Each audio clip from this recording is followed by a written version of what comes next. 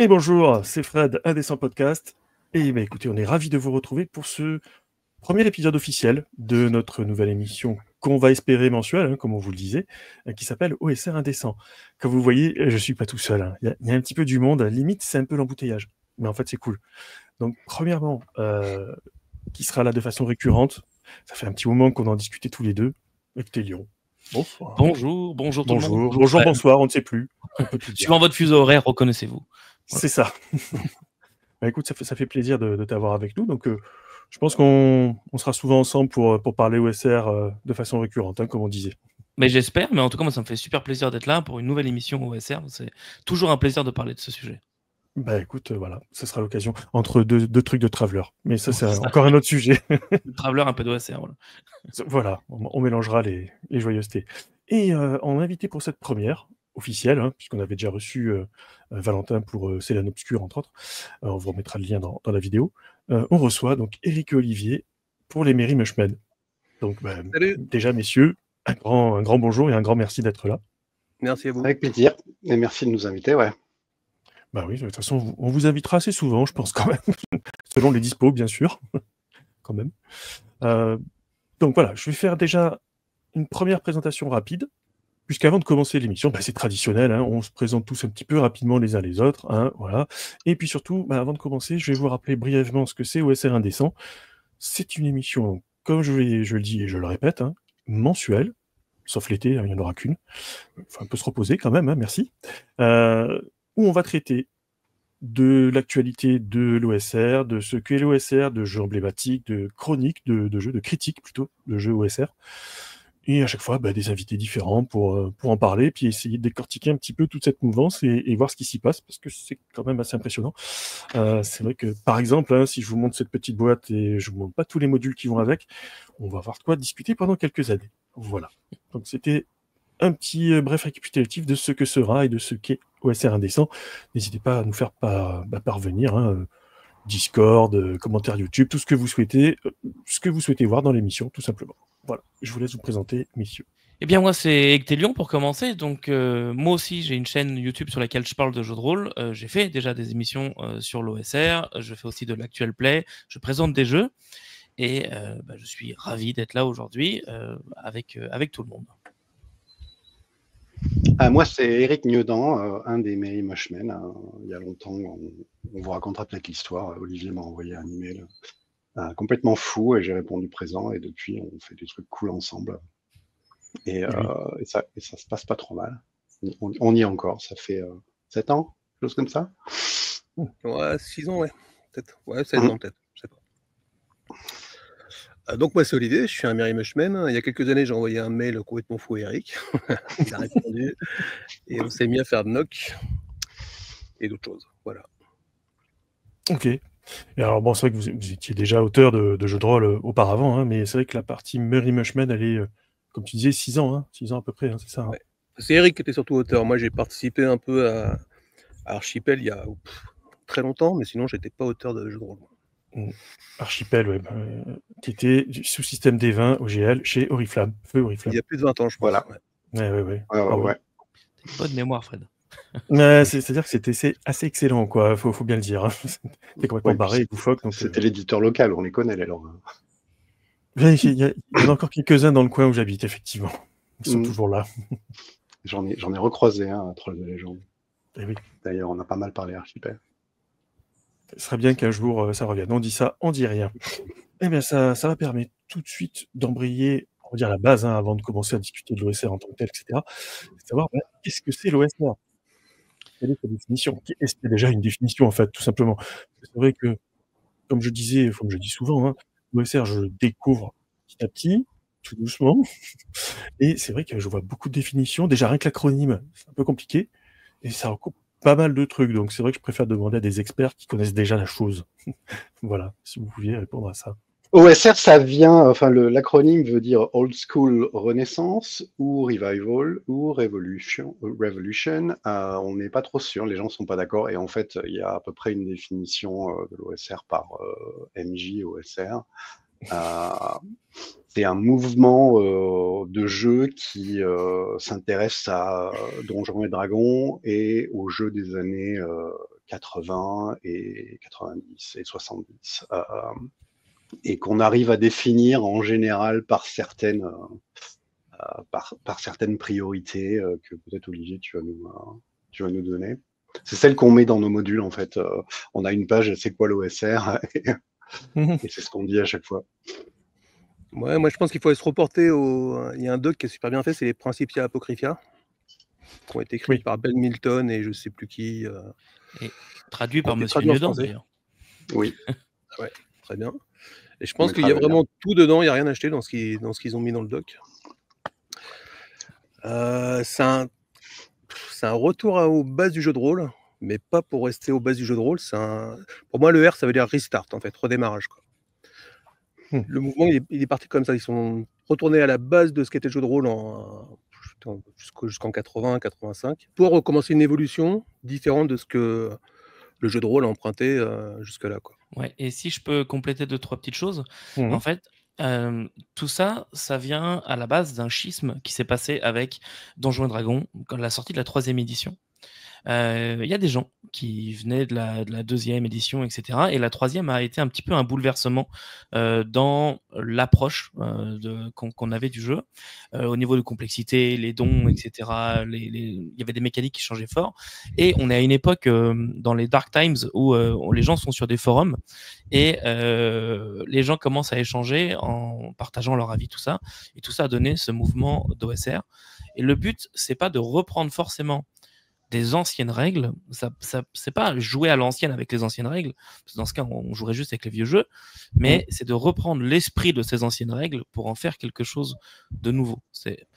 Ou alors on refait la même chose en plus clair, mais ça dépend des jeux, c'est un bazar. Voilà. Ouais, c'est repartir de la promesse de départ en fait, qui pour beaucoup n'a pas été tenue, n'a pas été répandue par l'évolution qu'a pris le jeu de rôle. Donc c'est revenir au début, reprendre les bases et tout ce que ça promettait et essayer d'aller vers ce que ça promettait, quoi. Voilà. Il y a eu des tournants qui ont été pris à certains moments, et même carrément par Donjons et Dragons, la 3e édition, la 4e édition encore pire, et même avant, pendant la 2e, il y a eu Dragonlance, qui est le gros... Qui a changé le paradigme du jeu, ouais. Voilà. Fifth Age. Non, même pas Fifth Age, Dragonlance, le premier module, puisqu'on était là pour suivre les romans qui étaient écrits en parallèle.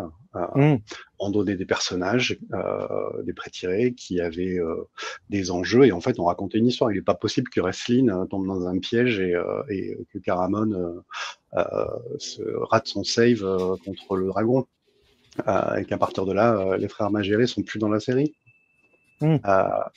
Et ça a été l'entérinement de on va raconter des chouettes histoires et on va être les héros de nos aventures. Ce qui fonctionne très bien en jeu de rôle, mais ce qui n'est pas forcément la seule façon de jouer en jeu de rôle. Et ce qui n'était pas le projet de départ du jeu de rôle, à mon avis. Probablement pas, non. Si on regarde au début, jusqu'à Dragonlance et jusqu'au début de la 2e édition, donc jusqu'en 84-85, ce que proposait le jeu, c'était un jeu d'exploration d'un environnement assez réduit. Ça pouvait être un donjon, une petite région, mais très succinct. Et le jeu, c'était d'explorer donc cet environnement en utilisant des personnages comme véhicules et de se confronter à des problèmes et résoudre ces problèmes. Et ça crée une histoire.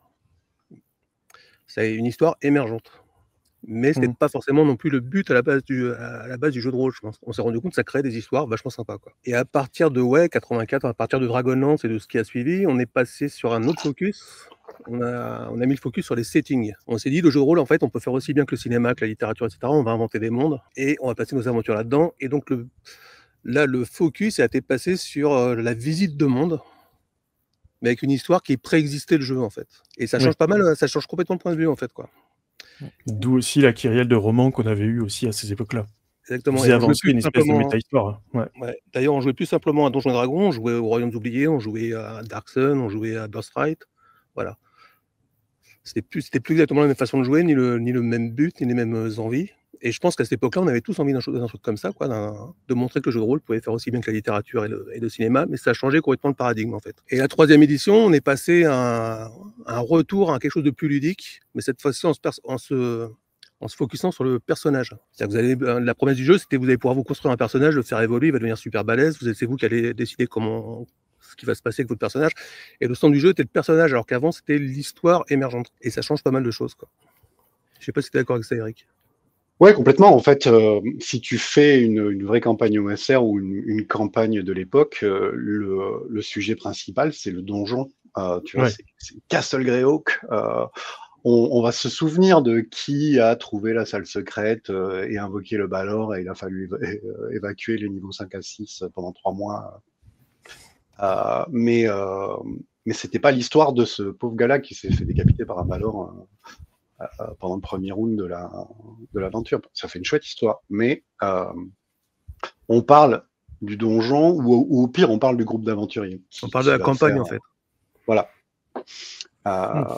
Les grosses évolutions qui se font, et au sein de cette méta-histoire, il y a l'histoire de personnages qui ont survécu, qui ont trahi, qui sont partis à la retraite, etc. Et c'est aussi des personnages qui se développent en jeu, où on a moins tendance, étant donné que c'est aussi, on en reparlera peut-être, mais c'est peut-être plus mortel, on a moins tendance à s'apesantir en amont du jeu, à créer un background de 4 pages sur son personnage, à quel point il est cool et ce qu'il a vécu. Mais par contre, on va faire ça en jeu. On est en pleine session, hop, on va raconter une petite histoire, après on va se rappeler des souvenirs, machin, et son personnage va prendre vie pendant la partie, au lieu de prendre vie surtout en amont de la partie, avant de commencer. Et il y a, je sais pas comment, si on peut vraiment dire ça, mais moi personnellement, comme je le vois, c'est, on a aujourd'hui, dans des jeux non OSR, on a un univers qui tourne autour du groupe de jeu.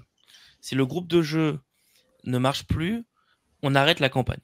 S'il y a des gens niveau 13 qui meurent, souvent la personne va dire bah non, fait chier de recréer un personnage, puis ça va finir par capoter.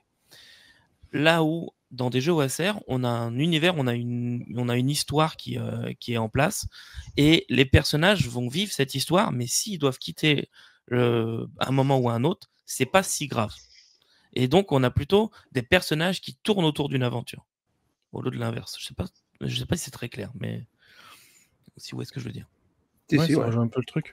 Alors, il y a un article dans notre chat, un très court article, mais qui est vachement bien, qui s'appelle c'est quoi le titre exact, Eric? La campagne n'est pas l'histoire, c'est la campagne, pas les personnages, en fait. Ouais, quelque chose comme ça. C'est-à-dire qu'effectivement, l'histoire qui se crée quand on joue est plus importante que les personnages. Effectivement, donc si un personnage qui disparaît, c'est pas très grave. Il fait sa mort, par exemple, fait partie de l'histoire. Oui, elle s'intègre dans quelque chose d'important, quoi. Ouais. C'est pas un micro-événement, quoi. Et donc, dans le game design du jeu, pour faire écho à ça, il faut pas que la mort d'un personnage soit une barrière à la continuité de l'aventure, quoi. Donc ça entraîne tout un tas de conséquences. Les règles de l'époque, toujours en partant des versions de D&D dont on parle, même Advanced D&D 1, sont pas compliquées, c'est assez facile de créer un personnage niveau 1, même niveau 10 d'ailleurs, à l'époque on le faisait pas mal. Mais après, il faut dire aussi que l'OSR, on va parler des évolutions et de comment ça certains courants se sont développés, mais ça pousse pas mal de designers à une sorte de recherche du streamliné du plus simple possible pour faire des règles qui sont vachement faciles faciles à aborder, faciles à comprendre, et qui vont être pleines de trous, mais ça fait aussi partie du plaisir en tant que MJ et en tant que table de décider, si je tombe dans la lave, on n'a pas de règle page 372 du DMG pour ça, vu qu'on n'a pas de DMG. Et de toute façon, on n'a pas 372 pages de manuel. Comment on gère ça ? Et ça permet de jouer nettement plus rapidement que quand on joue avec une version complexe, façon 5e ou 4e édition, où il faut s'arrêter, vérifier quelle est la règle officielle, voire aller sur les réseaux sociaux et demander aux designers du jeu, mais comment on fait quand ça se passe comme ça, et ça fait aussi partie du plaisir du jeu d'avoir un moteur super simple. Quand tu sais pas, jette un D6, et si tu fais 1, 2, 3, ça marche pas, et 4, 5, 6, ça marche. Et hop, et on passe à la suite, et on gagne énormément de temps. Les combats sont vite réglé.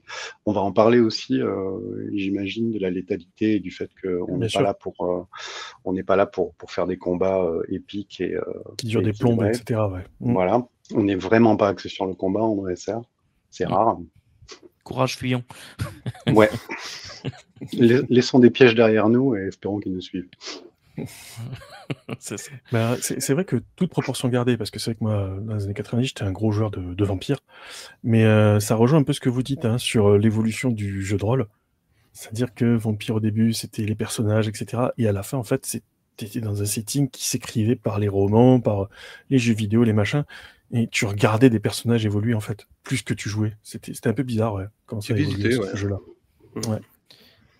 Mais tu vois, c'est un parallèle, mais c'est vrai que ça rejoint ce que vous dites sur... Non, mais c'est Vampire, c'est un aspect... Alors, c'est un symptôme et une cause de l'évolution du jeu de rôle vers le storytelling, puisqu'après tout, ça s'appelait aussi le storytelling system, pas pour rien. Je sais pas qui a dit ça, et je sais pas si c'est vrai, mais Mark Reinhagen, son inspiration pour Vampire, c'était pas juste Anne Rice, c'était aussi Ravenloft. Ah oui. C'est bien possible. Ravenloft qui en fait était les prémices de Dragonlance, on l'a pas dit, mais Dragonlance c'était vraiment, on va faire une suite de romans façon module de donjon, mais Ravenloft c'était le premier module où il y avait vraiment une histoire, où tu n'étais pas juste à l'entrée du donjon parce qu'il y avait un donjon et un trésor au fond. PNJ avec des motivations, un grand méchant qui n'est pas forcément 100% méchant. Mêmes auteurs, voilà quoi. Il y avait déjà des modules où tu commençais pas à l'entrée du donjon, mais c'était c'était sandbox en fait, ce qu'on appelle maintenant sandbox. Ouais. Tu arrivais dans un environnement et tu décidais d'aller dans le donjon ou pas, quoi, selon les renseignements que tu arrivais à choper à l'extérieur, etc. Ça existait déjà avec le village de Homelette, des choses comme ça, quoi. Même avec le château fort aux confins du pays, quoi. Il y avait déjà un truc comme ça. Simplement, c'était très sandbox, c'était la décision des joueurs d'aller dans le donjon ou pas, quoi. Est-ce qu'ils étaient assez forts à ce moment-là? Est-ce qu'ils étaient assez préparés, etc. Et c'est un point qu'il faut vraiment pas oublier, je pense qu'on abordera peut-être un peu plus tard, mais ce côté exploration avec un H, dans le sens X-Crawl, les sandbox, etc., c'est un des points majeurs des jeux en général OSR, pas tous. Hein. D'ailleurs, j'en profite pour faire peut-être une petite parenthèse, mais je pense qu'aujourd'hui, on va balayer beaucoup de principes de l'OSR, mais on va pas tout ce qu'on va dire ne s'applique pas à tous les jeux, et il y a certains des principes qu'on va parler là qui s'appliquent à des jeux non OSR aussi. La limite est floue. Hein. Ça reste du jeu de rôle, hein, jusque-là, normal. On va faire plein de généralisations, il y aura plein d'exceptions, etc. Voilà. Et on va parler de jeux que nous, on considère comme ESR, que certains d'entre nous peut-être considèrent comme ESR, mais que plein de gens balanceraient de chez eux à coups de pied. Et à propos d'exploration, il n'y a pas que les hexagones qui s'exploraient, c'était le donjon lui-même, c'était une exploration. C'était une expédition, en fait. C'était pas juste un endroit où on allait pour se friter, etc. C'était une vraie expédition. Il fallait la préparer, il fallait ressortir, ça pouvait prendre des semaines. Donc voilà, là aussi, c'était une autre optique. Ouais, et il y avait aussi, dans les jeux de l'époque, et ce qu'essaie de reprendre les jeux OSR, ce qu'on appelle le player skill, c'est qu'en fait, on demandait aux joueurs de se casser un peu la tête, quoi. Sinon, il y avait sanction, c'était mort du personnage, etc., quoi. Ce qui est très différent de la dernière version, la version 5, par exemple, de Donjons et Dragons, qui est, à mon avis, qui est un jeu feel good, en fait. Ce qui est très bien, hein. Mais c'est un jeu feel good, on dit, vous allez voir, c'est super, les règles sont simples, vous allez jouer des personnages qui sont sympas, bien badass, mais ne vous inquiétez pas, c'est pas trop dur à gérer, vous allez pouvoir faire plein de choses, vous allez vous éclater entre copains, ce qui est chouette. Mais voilà, mais c'était pas ça, c'était pas ça à la base, quoi. À la base, c'était un jeu où on demandait de faire un effort, de réfléchir, de faire de la tactique, etc., de prévoir, de gérer ton inventaire, etc., gérer tes ressources. Voilà. Donc c'est pas vraiment le même jeu, quoi. C'est une autre philosophie, quoi, clairement. Ouais. Mais c'est marrant ce que disait Olivier sur l'encombrement, puisqu'un point important des anciennes éditions de Donjons et Dragons, c'est notamment l'or, qui est au final l'équivalent de l'XP. Quand tu allais dans le donjon, tu récupères de l'or, des machins, mais après, il faut le ressortir parce qu'il faut aller le mettre en sécurité en ville. Ce qui te permet après d'avoir des mules. Voilà, tu as des discussions est-ce qu'on prend une ou deux charrettes pour aller dans le donjon. Voilà. Et qui va les garder? Attends, il faut qu'on engage des gardes maintenant. Peut-être nous, et puis si on avait des arbalétriers pour nous couvrir quand on se barre, ça pourrait être pas mal aussi. Du coup, ton expédition, c'est 50 personnes, 3 charrettes et 25 mules. Mais ça fonctionne. Et ce point-là, précisément, ça donnait des règles complètement pourries quoi, dans Donjons et Dragons, avec le peser les pièces d'or, etc. Enfin, c'était n'importe quoi. Et c'est là où on voit l'évolution des jeux OSR par rapport aux jeux d'origine, c'est que maintenant, tu as des règles super simples d'encombrement qui marchent vachement bien. Par exemple, dans Nav ou même dans Cairn, même dans Château d'Arc. Ouais, Cairn, ouais. Voilà, et où tu gères vraiment l'inventaire, tu gères vraiment tes ressources, et pourtant, c'est super simple à jouer, quoi. J'avais vu aussi dans les définitions, comme tu dis, hein, de l'aventure dans un donjon, mais qu'on considérait aussi que le donjon, ça pouvait être une région, un village, etc. C'est pas que le machin souterrain avec des monstres dans tous les sens, quoi. Ouais. C'est rien qu'une forêt. Une forêt inextricable avec plusieurs factions, des PNJ, tout ça. La forêt est un donjon dans ce cas-là. C'est pas forcément un lieu souterrain, quoi. Ouais, l'avantage du donjon, c'est que ça a aussi permis des générations de MJ, y compris les premières, de se former sur la réactivité et l'improvisation. Si je te donne 2 solutions, aller à droite, aller à gauche, à la limite, tu vas imaginer un retour en arrière ou poser un piège là et faire du bruit en espérant que les monstres vont tomber dedans, mais tu vas pas, c'est pas un univers ouvert, je te lâche pas au milieu de New York dans les années 30 en te disant qu'est-ce que tu fais, quoi. Oui. Donc commencer par mener un donjon, c'est ce qu'il y a de moins intimidant pour un job qui est finalement assez demandeur. Ouais, c'est un plateau de jeu, hein, c'est un plateau de jeu invisible en fait, invisible pour les joueurs, quoi, mais c'est. Ouais. Ce que j'allais dire, c'est quelque chose qu'on retrouve dans les premiers jeux vidéo, jeux de rôle, les Wizardry, les Bard's Tale, etc. Hein. C'est un peu les mêmes trucs. Tu commences par des petits endroits, et puis petit à petit, ça prend de l'ampleur, quoi. Ouais. Plus l'évolution technologique. Ouais. Et après, tu as les méga donjons aussi qui demandent aussi de gérer une sorte de plan, qui est où, qui fait quoi, aller chercher les objets dans tel et tel niveau, ce genre de choses. Qu'on a retrouvé aussi d'ailleurs dans des. C'est ça. Qu'on a retrouvé d'ailleurs dans des jeux vidéo par la suite. Eye of the Beholder, par exemple. Oui. Oh là là, tu vois la petite larme là qui coule sur cette période de l'Amiga. Une machine. Chère à mon cœur. Voilà. Les premières parties de jeux de rôle, même avant Donjons et Dragons, étaient des méga donjons. Parce que tu jouais pas vraiment. Enfin, avant que Donjons et Dragons existe, tu jouais pas à Donjons et Dragons, tu jouais à Blackmore. Mais même quand Donjons et Dragons est arrivé, les MJ, ils n'avaient pas d'autre motivation ou même d'autre inspiration que je vais faire un donjon comme me dit le bouquin, je vais mettre au moins 10 niveaux et au moins 25 salles par niveau. Et donc quand tu jouais dans Château machin chouette ou dans le donjon de Bob, si Bob n'avait pas donné le nom à son donjon. Château avec 10 étages et 15 souterrains, normal. Mais on a retrouvé ce plaisir-là en OSR assez vite, avec Louis Marmande, qui était probablement le premier. L'idée de créer un univers qui est compris dans un donjon, avec non seulement évidemment des pièges, des monstres et des trésors, mais aussi toute une histoire, un historique, des indices sur les secrets de l'univers que tu trouves dans le donjon, et tu as vraiment l'impression de vivre. Je le sais pour avoir joué à Louis Marmont à mes débuts dans l'OSR, on avait vraiment l'impression de découvrir l'univers dans lequel on était, porte après porte, quoi. Est-ce que ça peut expliquer aussi quelque part, je dis bien quelque part, le succès des fameux jeux à la Dark Souls et compagnie? Parce que c'est des univers que tu débarques dedans et tu découvres petit à petit aussi, quoi. C'est ce qu'on a aussi dans le jeu de rôle OSR. C'est le même genre de plaisir, ouais. Et ça, tu peux le faire à n'importe quel niveau. Donc on vous mettra les références sur YouTube pour aller voir donc le texte Apocryphia qui permet de voir un petit peu ce que c'est cette définition de l'OSR, parce que elle était un peu longue, et puis le but c'est pas de vous faire un déroulé de ce qui est écrit. Allez voir ce document, vous verrez. Moi j'ai trouvé ça super intéressant. On peut vous donner en trois gros points ou 3 ou 4 gros points les principes majeurs. C'est le processus de décision, la résolution de problèmes est au centre du jeu. Donc les joueurs vont avoir toutes les informations dont ils ont besoin pour résoudre des problèmes. Ils vont devoir gérer leurs ressources, y compris le temps, parce que si tu passes trop de temps dans le donjon, tu risques de tomber sur une rencontre aléatoire et ça va te foutre ton plan en l'air. En 2, on parle d'environnements qui sont dynamiques et qui sont ouverts. Donc, on n'a pas d'histoire, que ce soit un donjon ou que ce soit un hex-crawl, tu peux aller où tu veux et ce que tu vas faire va avoir des conséquences sur la prochaine partie. En 3, on embrasse le hasard, le chaos. Puisque le MJ n'a rien à raconter, puisque le MJ, et ça je ne l'ai pas dit, est une interface neutre entre l'univers et les joueurs, c'est pas forcément lui qui prend la décision de mais est-ce qu'il va y avoir une embuscade.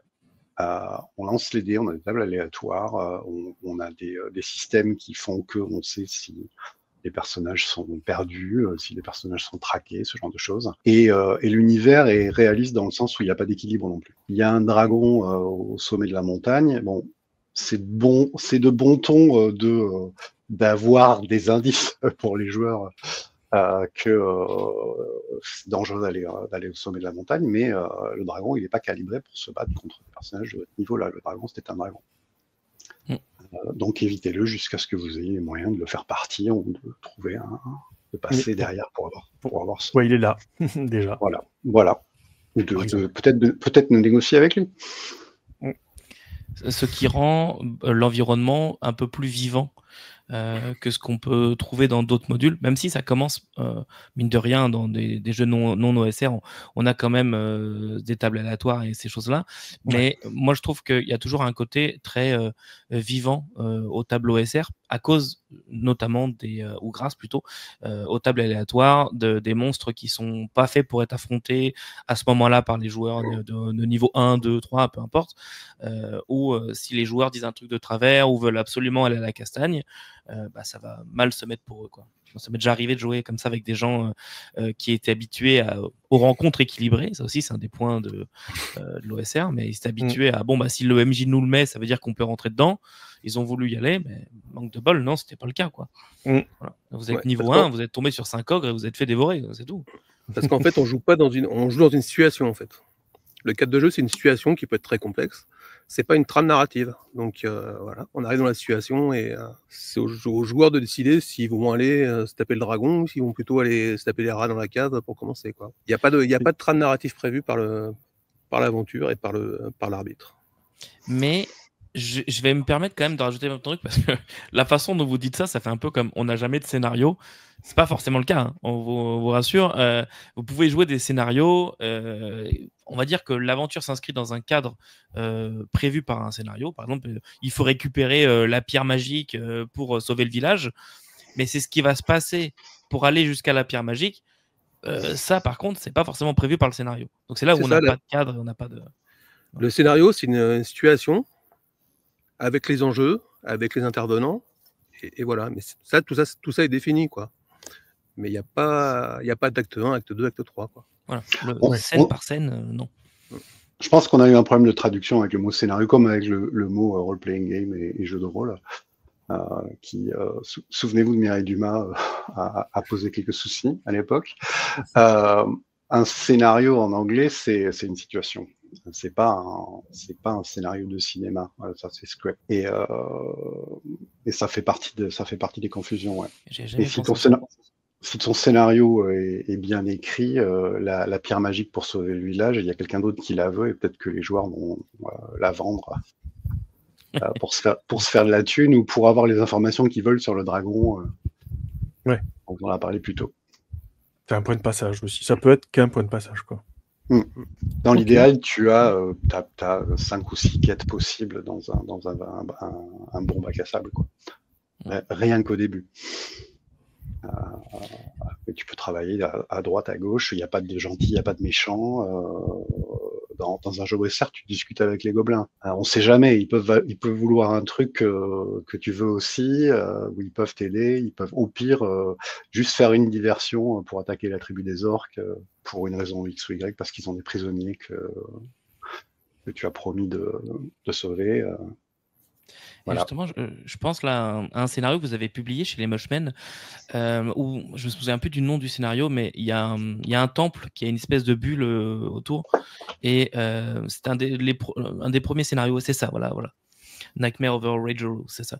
Et il y a vraiment la situation au milieu du village, Donc, les joueurs arrivent, littéralement, ils sont devant la situation, mais la situation, elle est inextricable au début. Et pour ça, il faut l'explorer. Pour résoudre la situation, il faut l'explorer autour. Donc, on n'a pas forcément de solution toute faite et d'un chemin tout trouvé. Et dans le scénario, vous avez intégré toute la région, ce qui fait qu'on peut partir complètement ailleurs et ne plus trop s'occuper de la situation principale. En allant, je sais qu'à un moment, il y a un truc avec des sorcières, etc. Donc, on peut comme ça partir dans d'autres situations, mais on est toujours dans le même cadre. Voilà. Et on peut résoudre au final la situation qui est au milieu du village, mais on n'a pas forcément fait toute l'aventure pour cette situation. D'ailleurs, moi j'ai lu pas mal de retours de parties où les gens n'ont pas réglé la situation du village. Ils ont fait le reste et après ils sont partis. Donc ça marche quand même. Pas forcément étonnant. Écoutez, ça va nous permettre tout gentiment de partir. Donc toujours pareil, on reste sur. Alors, on a un petit peu épluché ce que ça peut être en définition l'OSR. Maintenant, on va quand même faire une petite partie histoire. Et donc, c'est l'occasion de vous demander un petit peu de. Voilà, on a eu la partie définition, donc de quand c'est parti. Alors moi, j'ai vu que c'est parti principalement grâce à la licence OGL, hein, les toutes premières, qui permettent d'aller récupérer le squelette des règles pour pouvoir ensuite bricoler dessus. Alors après, à vous de me dire comment c'est parti pour en arriver au... C'est des phénomènes d'édition hein, ces derniers temps, hein, des Mothership, des Shadow Dark, les Cthulhuac aussi qui en sont des dérivés, Black Sword Dark. Bon bref, on va en citer quelques-uns après, bien évidemment, hein, des jeux OSR. Voilà, d'où c'est parti à peu près quelle période? Techniquement, ça commence à discuter à la sortie de Donjons & Dragons 3. Donc j'ai plus la date exacte en tête, mais c'est début 2000, début des années 2000. Et c'est ça, les gens commencent à discuter sur des forums.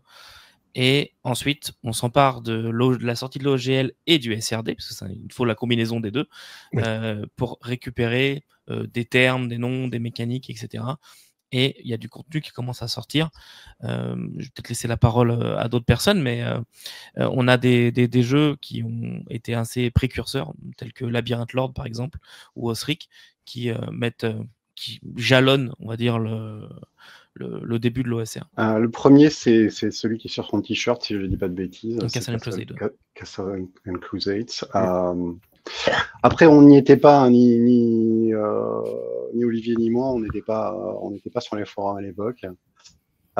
Mais d'après ce que les historiens nous disent, oui, c'est comme ça que ça s'est passé. En fait, le truc, c'est qu'il y avait un besoin d'avoir des règles pour jouer les vieilles aventures. Parce qu'à l'époque, on ne faisait pas de jeux de rôle en PDF, nulle part.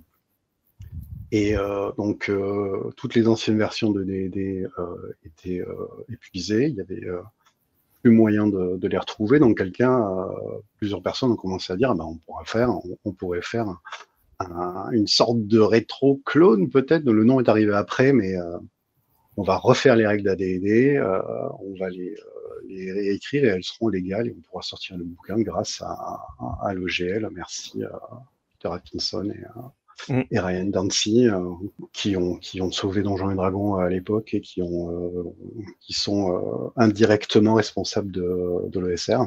Et voilà, et même avant les Dungeon Crawl Classics, donc pas le jeu de rôle, mais les modules.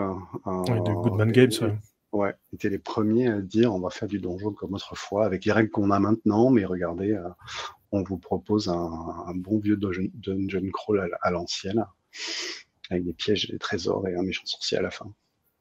Ouais, qui je me souviens, ils avaient le logo D20 à l'époque. Qui sortait en D20, c'était la folie. Quoi. Et moi, je me souviens avoir vu ça à Metz, je vais pas me souvenir du nom de la boutique de Metz. Excalibur. Non, c'était l'autre. Caverne du Gobelin. Caverne du Gobelin. Qui existe toujours. Qui existe toujours, je sais. Je sais pas si je connais encore quiconque qui travaille, mais je me souviens avoir eu ça dans les mains en disant c'est rigolo, mais bon, qu'est-ce qu'on en a à faire de nos jours? Donc, des beaux univers, on commençait à bosser sur Archipel, etc. Des trucs épiques, et ça nous était passé complètement au-dessus de la tête. Donc ouais, les premiers rétro-clones, et en même temps, certains petits événements comme Gary Gygax qui s'inscrit sur les forums Dragon's Foot et qui commence à donner une légitimité aux gens qui travaillent sur Castle and Crusade et Osric et Basic Fantasy. Commence à donner un peu de poids au mouvement. Il y a une nouvelle édition de Blackmore qui sort avec la bénédiction de Dave Arneson. Il y a un nouveau Castle Zagin qui sort, qui était donc un donjon de Gygax avec son aide dedans. Et petit à petit, les rétroclones se sont multipliés. C'est devenu une sorte de mouvement un peu underground. Et puis, le drame, la 4e édition arrive. Et là, il y a nettement plus de gens qui se disent non, mais c'est plus mon Donjons et Dragons que vous nous sortez là. Je sais pas si des gens parmi vous ont joué à la 4e édition. Voire l'ont aimé, c'est pas. Oui, moi je l'aime. Pas du tout. Je faisais plus de jeux de rôle à cette époque-là, donc je t'avoue que ouais, je l'ai redécouvert après. J'aime beaucoup la 4. Je suis une sorte d'hérétique. Oh, t'es pas le seul. Hein. Parle-nous-en alors. La 4 de Donjons et Dragons, en fait, elle court après le sacro-saint équilibrage, ce qui va à l'encontre complète de l'OSR, mais ils ont, comment est-ce qu'on dit en français, streamline, mais j'essaie d'affiner. Ouais, voilà, ils ont affiné et ils ont essayé de faire en sorte que chaque classe ait un parcours de développement qui soit à peu près équivalent. Voilà, tu arrives niveau 1, tu prends ça, niveau 2, tu prends ça, tu as des petites cases et tout se ressemblait un petit peu. Et en plus de ça, à l'époque, ils sont partis dans un... Comment dirais-je ils se sont fortement inspirés des MMORPG. Même si, les arbres de compétences. Ouais. Voilà, les arbres de compétences. Et ils sont partis dans un délire de battle map poussé avec une gamme de figurines, etc. Tout se gère via une battle map. C'est très important dans la 4. Il y a des gens qui vont dire « J'ai joué à la 4, j'ai jamais utilisé de battle map ». Oui, mais le jeu a été fait pour ça à la base. On se déplace plus en pied, on se déplace en case. Ce genre de choses. Donc en fait, ils ont poussé le côté ludique très loin. Ils ont dit, ok, on est un jeu, on va utiliser des battle maps et on pousse tout là-dedans. Et tout se ressemblait un petit peu, c'est vrai. Du moins au début de la 4, toute classe se ressemblait un petit peu.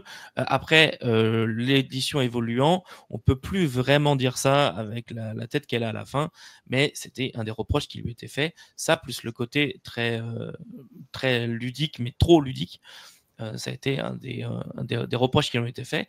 Et c'est là où on a assisté notamment à la naissance de Pathfinder et de tous les autres clones, rétro-clones, néo-clones, OSR adjacents et autres termes.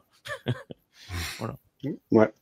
On sait depuis peut-être l'année dernière que c'était vraiment les patrons de Wizards of the Coast qui regardaient l'argent qui se faisait chez World of Warcraft et qui disaient non mais attends, on fait la même chose, nous on l'a inventé ce truc-là, pourquoi on fait pas autant d'argent qu'eux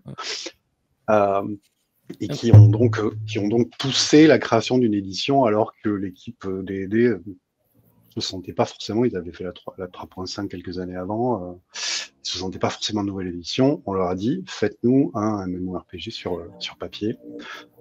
Ouais. Un point qui est important pour la 4, parce qu'en fait c'est une édition bâtarde, parce qu'elle a été pensée aussi pour être jouée sur un VTT qu'avait prévu Wizard. Donc c'est pour ça aussi. Elle a été pensée pour être jouée sur un VTT. Ça aurait été un peu le premier du genre, je pense. À l'époque, je pense pas qu'on ait vraiment de VTT. Avec une création de personnages informatisée, etc. Finalement, ça n'a pas marché. Le développement du VTT, on retrouve encore d'ailleurs une conférence de Wizard sur le sujet avec une démo et tout ça.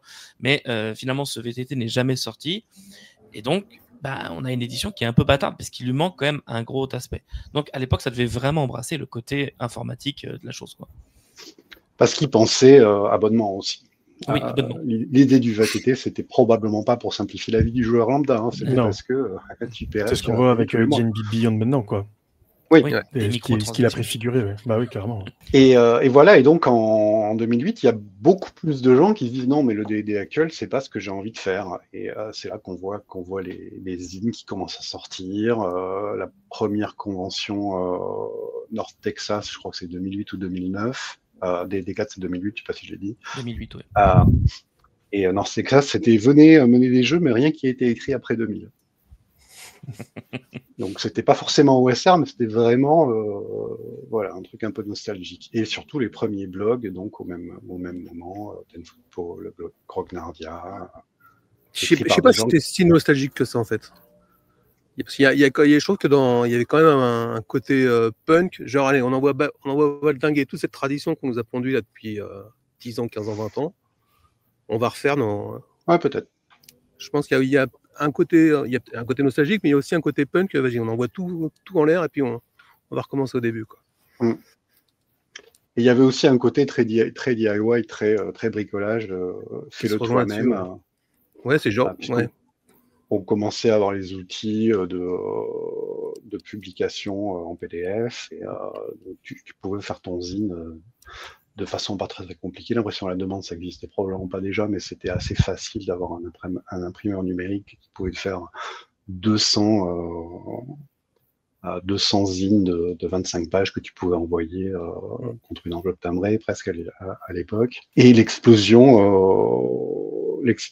des jeux arrive avec des choses qui sont des clones, mais des clones avec mes petites règles préférées à moi. Lamentations of Flame Princess, par exemple, qui a un système de compétences, mais sinon, c'est les règles basiques experts de Tom Mulvey. World Without Numbers, qui est arrivé assez tôt, peut-être en 2010. C'est le gars qui a dit je vais faire du Traveler, mais je vais me servir des règles de Donjons et Dragons plutôt.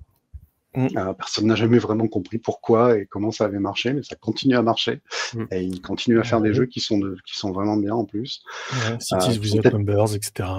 C'est folie. Hein. Et qui sont peut-être à la limite de l'OSR au niveau complexité, mais ça on peut en discuter.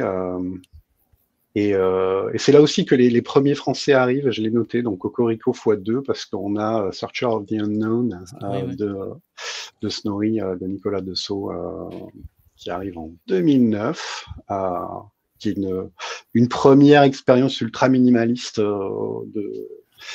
l'idée c'est si dans un module de D&D je peux avoir un monstre qui est listé avec une ligne et c'est ça son stat block, j'ai juste une ligne avec classe d'armée en mouvement, dés de vie, point de vie, c'est tout je crois,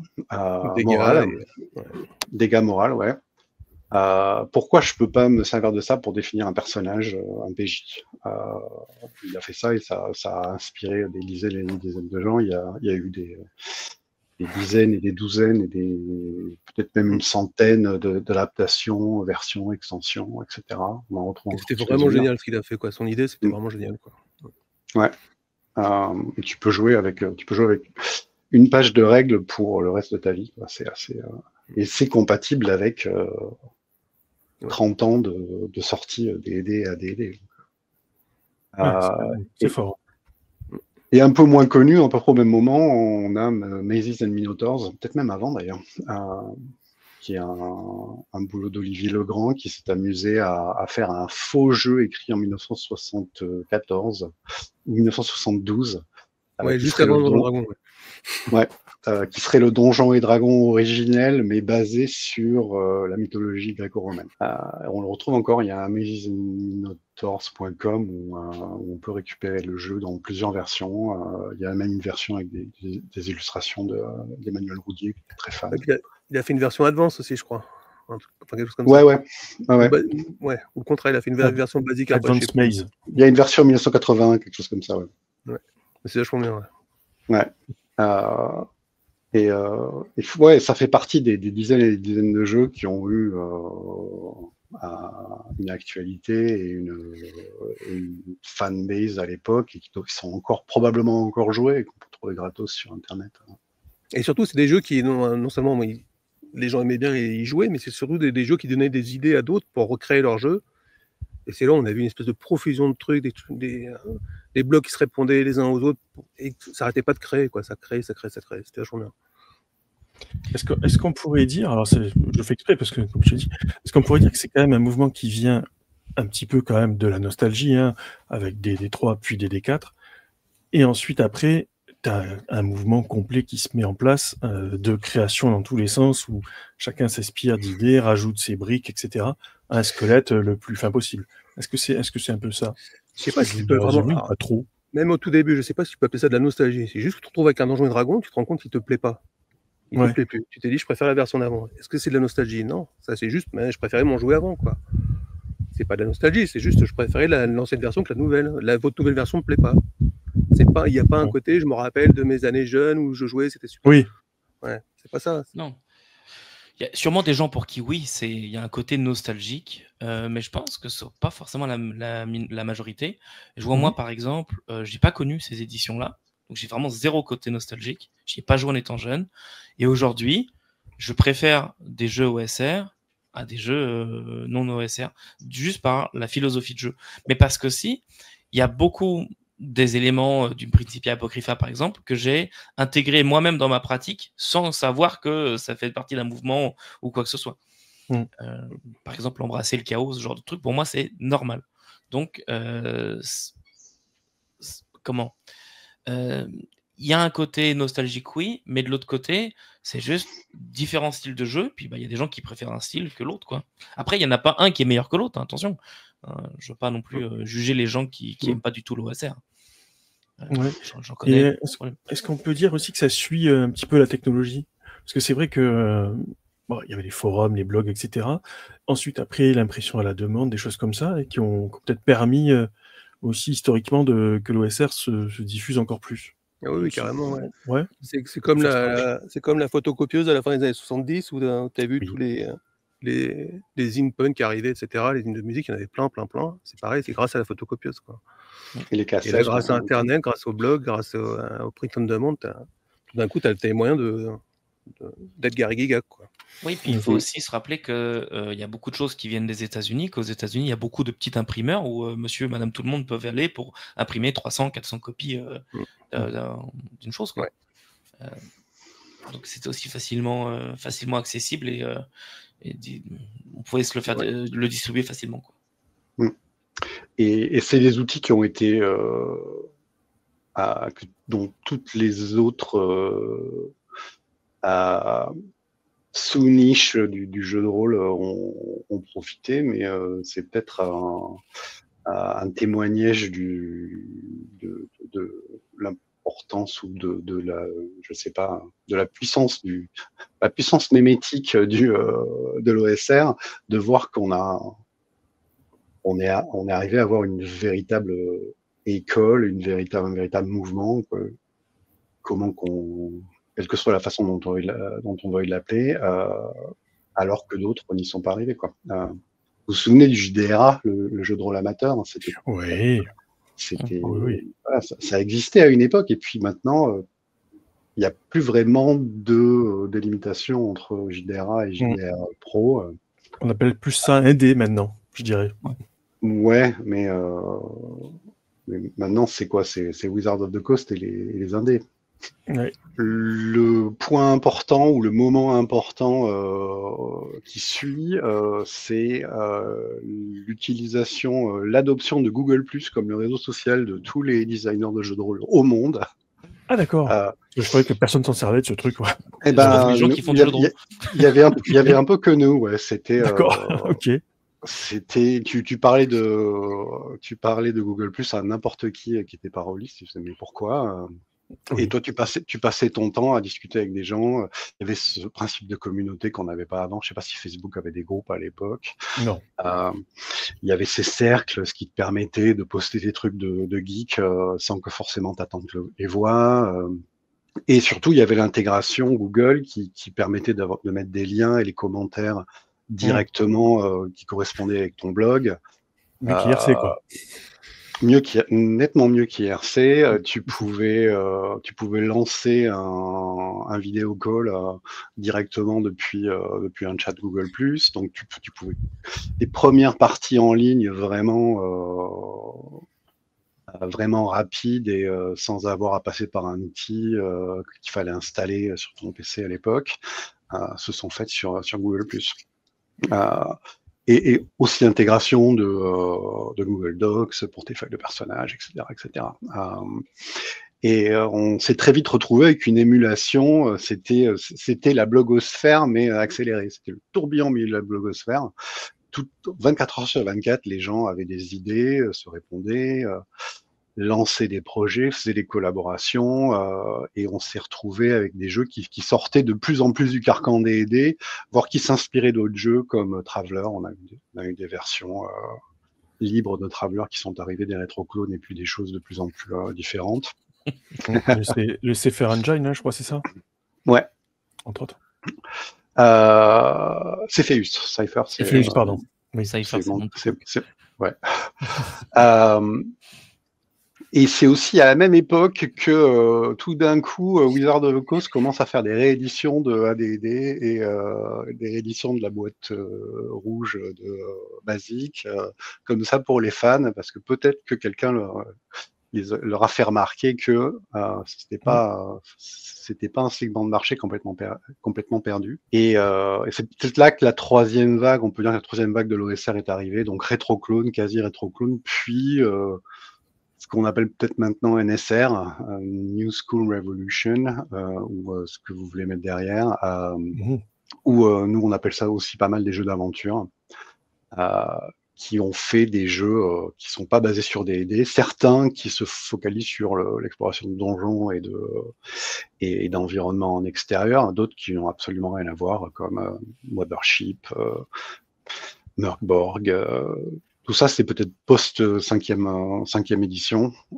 C'est peut-être la 4e phase. Avant, on a eu des choses comme The Black Hack, White Hack aussi, qui étaient des choses basées sur des dés, avec toujours des D20, mais des principes de jeu et des mécanismes qui sont complètement différents. Et l'héritage de DD, en fait, petit à petit, commence à être de plus en plus lointain. Excuse-moi, après, je t'ai coupé. Non, c'était ce que j'allais dire. De toute façon, qu'effectivement, la base, c'était le squelette des règles de base de Donge. BX, je crois, c'est ça que je vois. Ça dépend. Ouais. Ça dépend de ce que tu voulais faire, mais on est nombreux à s'accorder sur le fait que la version basique de 81, puis sa reprise, enfin, les 3 versions basiques qu'on a eues entre la fin des années 70 et le milieu des années 80 sont des moyens super faciles, super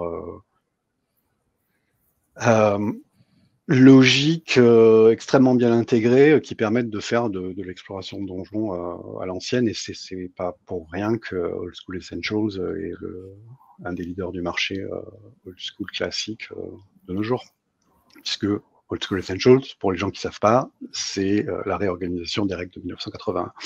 Oui, c'est vrai. Mais en fait, parce que cette version des règles, c'est un peu la grammaire de base pour tout le monde, quoi, en fait. Voilà. Ouais. La ligne le langage que tout le monde comprend, quoi. Tout le monde sait jouer avec, quoi. Il n'y a pas de problème. Et ce qui est marrant, on peut broder sur plein de choses, quoi. Ce qui est drôle, c'est que Old School Essentials, à la base, ne font que réorganiser les règles de Donjons et Dragons. Et je dis bien vraiment à la base, ils n'apportaient rien de plus. Maintenant, ça évolue. Mais c'est fou à quel point, même des gens qui n'avaient pas connu ces vieilles versions, première version de D&D, tout ça, se sont quand même reconnus dans le jeu et s'en sont emparés, ont joué, ont aimé, etc. Donc comme quoi, c'est intemporel en fait. Ouais. Oui, c'est un jeu qui est complètement différent. Même nous, à l'époque, les rencontres aléatoires, on trouvait ça un peu bébé, quoi. Parce que nous, à l'époque, on était des ados, on voulait raconter des histoires et être des héros, on était super contents avec Dragonlance, mais la procédure... C'est mieux faire qu'aider, quoi. Ouais. On pensait savoir mieux faire qu'aider. Oui. Donc, en fait, non. Et c'est donc à peu près aussi à la même époque qu'on a commencé,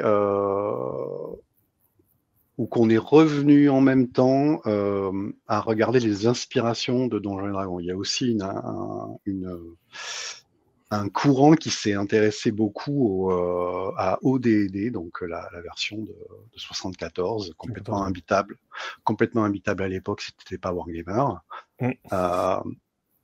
Et qui, à l'époque, et c'est aussi au même moment que les travaux historiques de John Peterson et Ben Riggs, probablement John Peterson d'abord, a commencé à regarder comment tout ça s'était construit, des choses qui étaient absolument pas documentées, dont aucun rôliste n'avait le souvenir, à part les 25 gars du Wisconsin et les Twin Cities. Je me trompe probablement d'État. Désolé les Américains. Tous ces trucs-là, toutes ces influences, on regarde l'appendice N des joueurs de 79, qui est toute une liste de romans et d'inspiration, et de nouvelles qui sont les inspirations de Guy Gygax principalement. Il y a très peu de Tolkien, alors que pour nous, la fantasy, elle est devenue très très tolkienienne, sans doute c'est pas pour rien que les Royaumes oubliés sont le plus gros univers de D&D. Royaumes oubliés, c'est quand même assez tolkienien, en grande partie.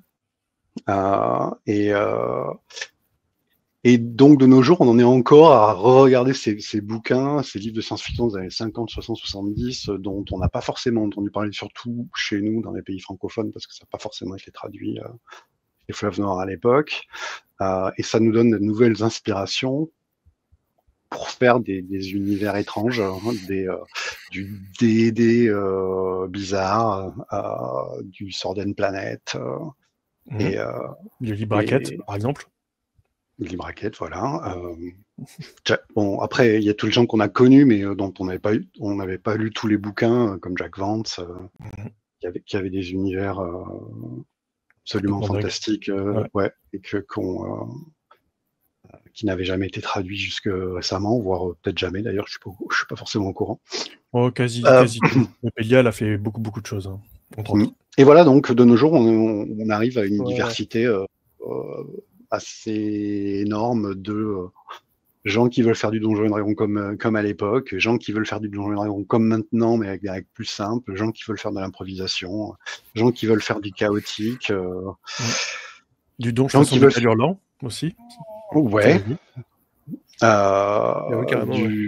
De la fantaisie bizarroïde basée sur les règles des livres dont vous êtes le héros, comme Troika, Mörkborg, faire du black metal fantasy, science-fiction, cyberpunk, etc., puisqu'il y a des clones et des déclinaisons qui sortent tous les jours, presque. Et voilà, maintenant c'est le bordel, on a du mal à s'y retrouver, on n'est toujours pas d'accord pour la définition. Oui. Et, au niveau des dates exactes, donc on avait dit 2004, 2003, enfin Donjon 3, 2008 c'est la 4e, c'est ça à peu près? Ouais. Et ensuite Google+, tout ça, c'est à peu près quel Google+, temps? ce que j'ai retrouvé, c'est que la communauté OSR a été créée en 2012. Google+ ferme en 2019.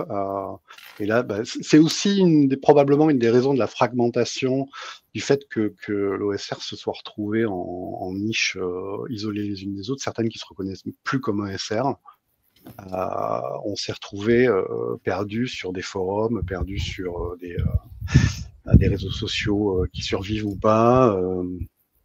Et puis après, il y a 2020, il y a la 5e édition qui arrive aussi, qui a eu quelques inspirations, enfin qui a cherché, Mike Mearls a dit qu'il cherchait à s'inspirer et à regarder ce qui se faisait en OSR. Il n'y a pas grand-chose qui a survécu dans les règles.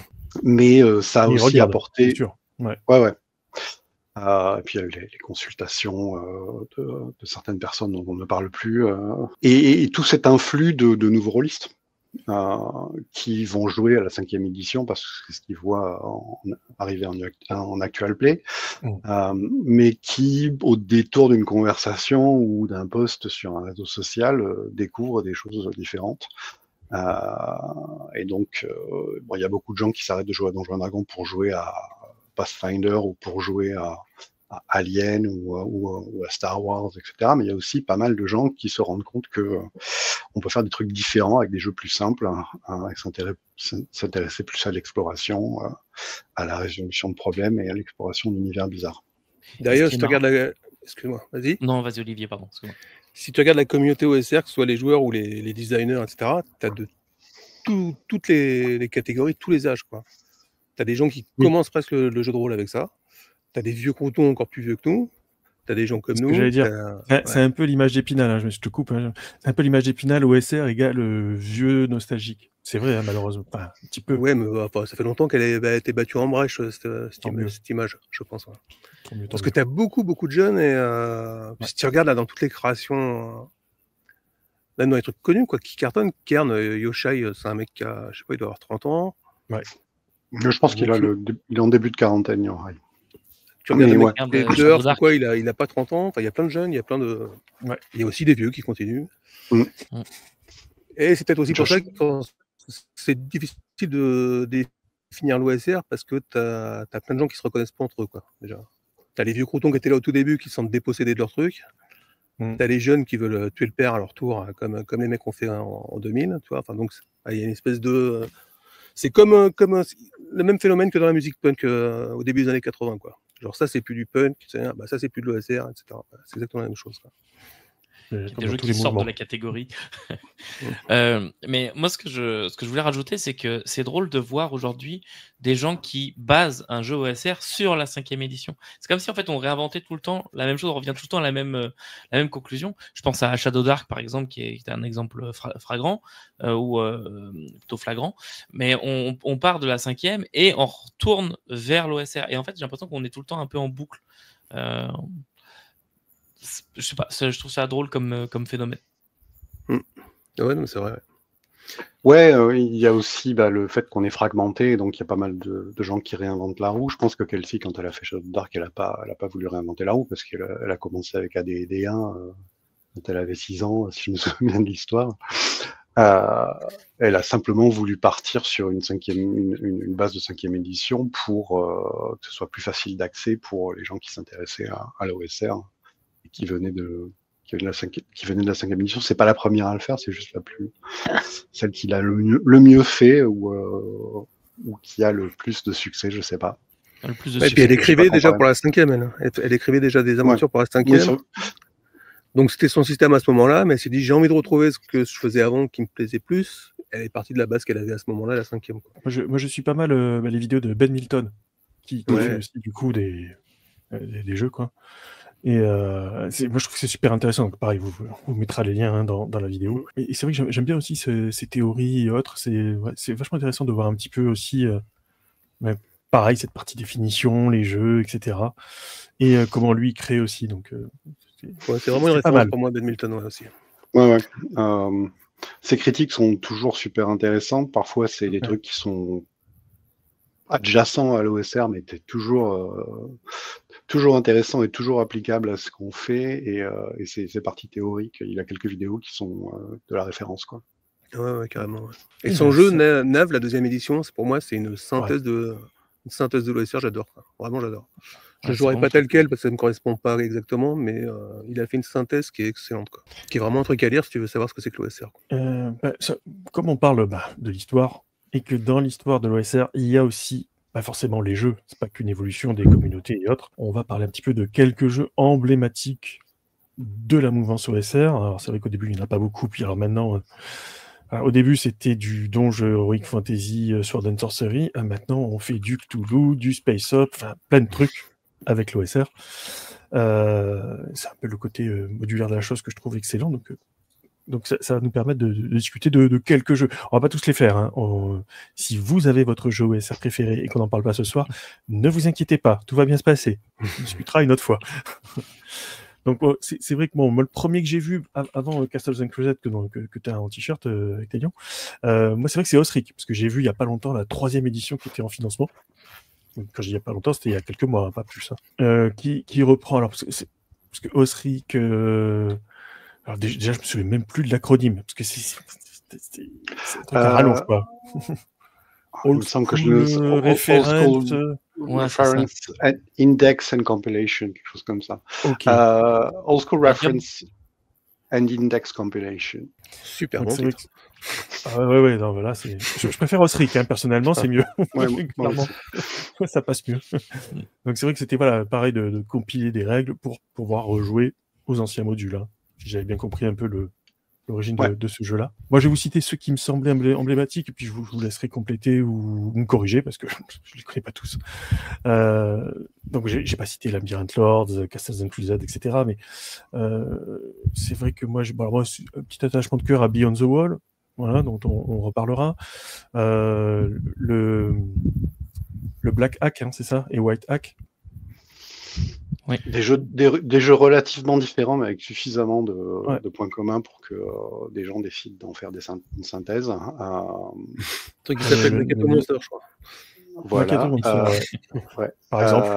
White Rack, c'est une super inspiration de concentration de règles relativement crunchy, mais avec enfin c'est tellement concentré que ça prend très peu de pages. Et surtout, il y a alors je connais pas la 3e édition, mais dans la 2e, il y avait un côté crée ton univers en parallèle. C'était ça qui m'avait inspiré pour Maketo Monsters. Mais c'était trop compliqué, donc je m'étais basé sur The Black Hack, qui est une version. David Black, il a dit bon, on va reprendre, on va faire du Donjons et Dragons comme autrefois, mais on va simplifier les règles, on va faire du D20, un D20 sous ta caractéristique, tes 6 caractéristiques de base que tu jettes avec 3D6, on va donner 4 classes et chaque classe aura un pouvoir simple et basique et on fait tout rentrer en quelques pages et après on te donne plein d'outils pour gérer ton univers au fur et à mesure. C'est aussi une grosse référence. Et il invente le dé d'usage. Et il invente le dé d'usage. Ouais. Et le Black Hack a donné énormément d'enfants. Hein. Il a donné beaucoup de jeux qui en sont inspirés. Je pense notamment à Cthulhu par exemple. Oui. Oui, il y en a des tonnes. Je les ai collectionnés à une époque. Il n'est pas impossible qu'il y ait une 3e édition qui arrive d'après. D'après lui-même, on en saura plus au mois de décembre, je pense. Enfin, si je le recroise à Dragon Meet, je vais lui poser la question. Ouais. Alors c'est vrai que moi j'avais vu pareil dans les jeux un peu emblématiques, donc Lamentation of the Flame Princess, qui a eu l'avantage d'être traduit en français. Ils l'ont pas tous été, hein, c'est pour ça que je le dis. C'était chez BBE, Black Book Edition. On a Dungeon Crawl Classic, traduit chez Akileos. Goodman Games, qui est quand même le gros machin avec des dés complètement barrés. le dé 34, je crois, c'est ça, un truc comme ça. Le dé 30, il y a des tout là. C'est un peu un cas particulier des CC. Est-ce que c'est vraiment un jeu OSR? Est-ce qu'il s'intéresse aux mêmes choses, au même principe que l'OSR? C'est pas sûr. C'est ces modules, ces aventures qui sont très OSR, c'est thématique, mais après le jeu lui-même, je suis pas sûr. Il y a un goro, il s'intéresse beaucoup au hasard, à l'aléa. Il y a une table de critique pour chaque sort.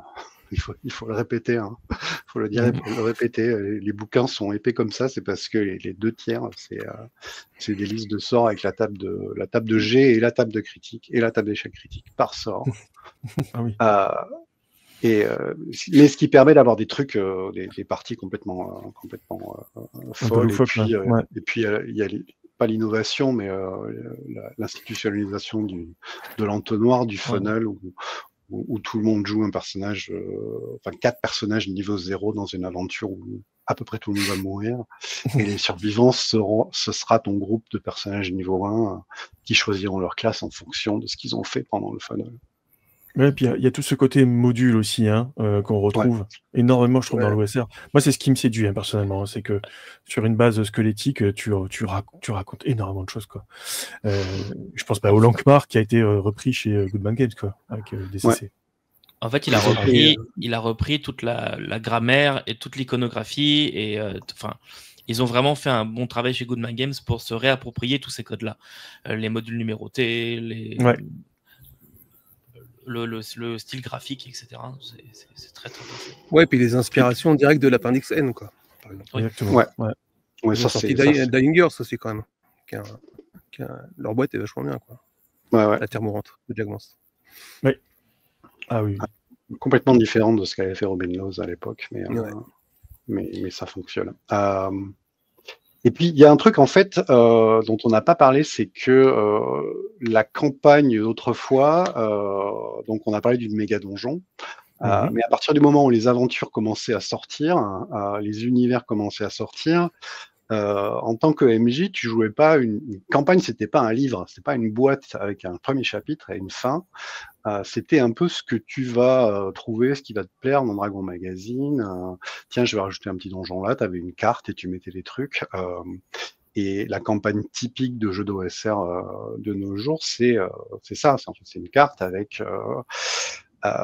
les premiers scénarios qui ont donné des directions. Peut-être que ton grand méchant, tu l'as découvert dans tes premiers scénarios parce que c'était une rumeur. Et puis, au fur et à mesure, tu vas jouer ce que tu vas jouer, quoi. Donc, tu peux le faire de manière officielle si tu fais une campagne DCC en jouant des modules DCC, mais tu peux aussi le faire avec Black Sword Hack ou Old School Essentials en utilisant des trucs qui te viennent de droite, de gauche, d'internet, des vieux dragons, de Nock, etc. Ce que j'allais dire, c'est vrai que dans ceux que j'ai pas encore cité, Old School Essential, hein, OSE, en version de base et avancée. Donc pareil, hein, qui a été traduit en français chez 500 nuances de geek, que vous pouvez encore trouver normalement, tout va bien.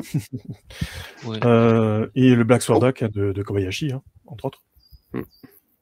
Et tu vois, moi, je vais vous emmener un peu ailleurs, parce que depuis tout à l'heure, on tourne beaucoup autour de Donjons et Dragons. Mais il y a un autre dinosaure qui a donné des jeux OSR bien spécifiques, qui sont là pour l'émuler, Warhammer. Puisque bon, je peux vous parler par exemple de Warlock. Warlock, c'est un jeu chez Fire Ruby Design qui est là pour faire du Warhammer à l'ancienne, première, deuxième édition, qui a aujourd'hui toute une gamme. C'est très beau, c'est très bien. Moi, j'y ai joué. J'ai fait une partie de la campagne impériale avec ça. Et c'est très, très, très cool comme jeu. Ça se trouve en PDF un peu partout. Et c'est vraiment bien. Et puis, il y a aussi, pour parler de Koba, il y a aussi Fléau. Fléau qui est directement sorti de là aussi. Donc, il y a de l'inspiration partout. Et moi, je vois toujours vraiment deux familles. Il y a la famille je m'inspire et je veux faire du Donjons et Dragons, ou je m'inspire et je veux faire du Warhammer. Je sais pas pourquoi, mais je vois toujours ces deux grandes familles. RuneQuest alors? Ah oui, RuneQuest aussi. RuneQuest, c'est un autre sujet. Ouais, c'est une question. Je sais qu'avec Olivier, on n'est pas d'accord si le basique RPS de Chaosium fait partie de l'OSR ou pas. RuneQuest, pour moi, c'est pas de l'OSR. Hein. C'est un jeu vintage, un vieux jeu, mais le fait qu'il y ait Glorantha, qui est une histoire pas écrite, justement, préexistante au jeu, très développée, où la promesse du jeu, c'était d'explorer un univers déjà écrit. Tu vois, déjà, on n'est plus dans le... quand je vois ce que tu veux dire. Moi, c'est pas de l'OSR. J'ai adoré Glorantha et RuneQuest, hein, c'est très bien, c'est un très bon jeu, mais c'est pas tellement OSR. Là, par contre, on commence à rentrer dans un système qui, mine de rien, et pardon pour ce que je vais dire, le système est quand même un peu daté. Je joue à RuneQuest, et c'est vrai qu'il y a des lourdeurs, etc., qu'on essaye de gommer dans les systèmes d'aujourd'hui. C'est quand même très lourd, c'est quand même très, très particulier comme système. Oui, c'est un peu crunchy et c'est compliqué. Et je suis pas sûr que les jeux qui soient autant basés sur un système à compétences, on puisse vraiment les mettre dans la catégorie OSR. Il y a un point avec l'OSR qu'on n'aura pas vraiment abordé, mais il y a beaucoup de jeux OSR, pas tous. Hein. Il y a beaucoup de jeux où tu peux lire ça à 15h l'après-midi et jouer à 20h le soir. T'arrives, tu lis sur une vingtaine de pages. Ouais. Si tu fais ça avec RuneQuest, tu as tout mon respect. Mais comme je dis, c'est vraiment pas tous. Et moi, il y a un jeu, je sais pas vraiment si vous allez classer là-dedans, mais moi, c'est Forbidden Lands, par exemple, qui est sorti chez Free League. Ici, on retrouve tous les codes de l'OSR, l'exploration, la maquette hommage, etc. etc. Et particulièrement la campagne, celle-ci, pas toute, mais cette campagne-là, Raven's Purge, qui est sortie en français chez Arcane. Je ne sais plus comment ça s'appelle en français, mais cette campagne-là, c'est vraiment très dur à maîtriser pour quelqu'un qui ne connaît pas. Et, en fait, le Forbidden Lands, le truc, c'est un jeu d'exploration. Et on va vraiment être tout le temps dans l'exploration. Et cette campagne-là, justement, se base là-dessus. Donc, il n'y a pas vraiment d'ordre préétabli. Il y a une trame générique, mais il faut être prêt à tout. Parce que les joueurs peuvent aller à gauche, à droite, derrière, au milieu, dans tel ex, etc. Et après, vous avez à vous référer à des pages, à des lieux d'exploration pour savoir ce qui s'y passe. En fait, c'est des donjons. Chaque endroit est un donjon. Et le tout forme une grande campagne. Mais c'est pas simple à faire jouer comme campagne. Mais ouais, c'est vrai qu'en termes de philosophie, ça ressemble à de l'OSR. Et pourtant... Ouais, excuse-moi Eric. Mais, non, vas-y, fini. Pourtant, on est avec le système de Free League. Et voilà, on est dans un environnement qu'on connaît, sauf qu'ils ont modifié le système pour se rapprocher le plus possible d'un ressenti OSR. Est-ce qu'ils y sont arrivés? tout le monde n'est pas d'accord. Je sais pas, messieurs, si vous y aviez joué, si vous l'avez lu. Ou... J'ai failli jouer le week-end dernier, mais ça s'est annulé et j'ai pas lu, donc j'ai pas vraiment d'opinion. Je sais qu'il y avait vraiment un désir d'aller vers l'OS, puis qu'ils avaient fait travailler des gens comme Patrick Stewart à l'époque.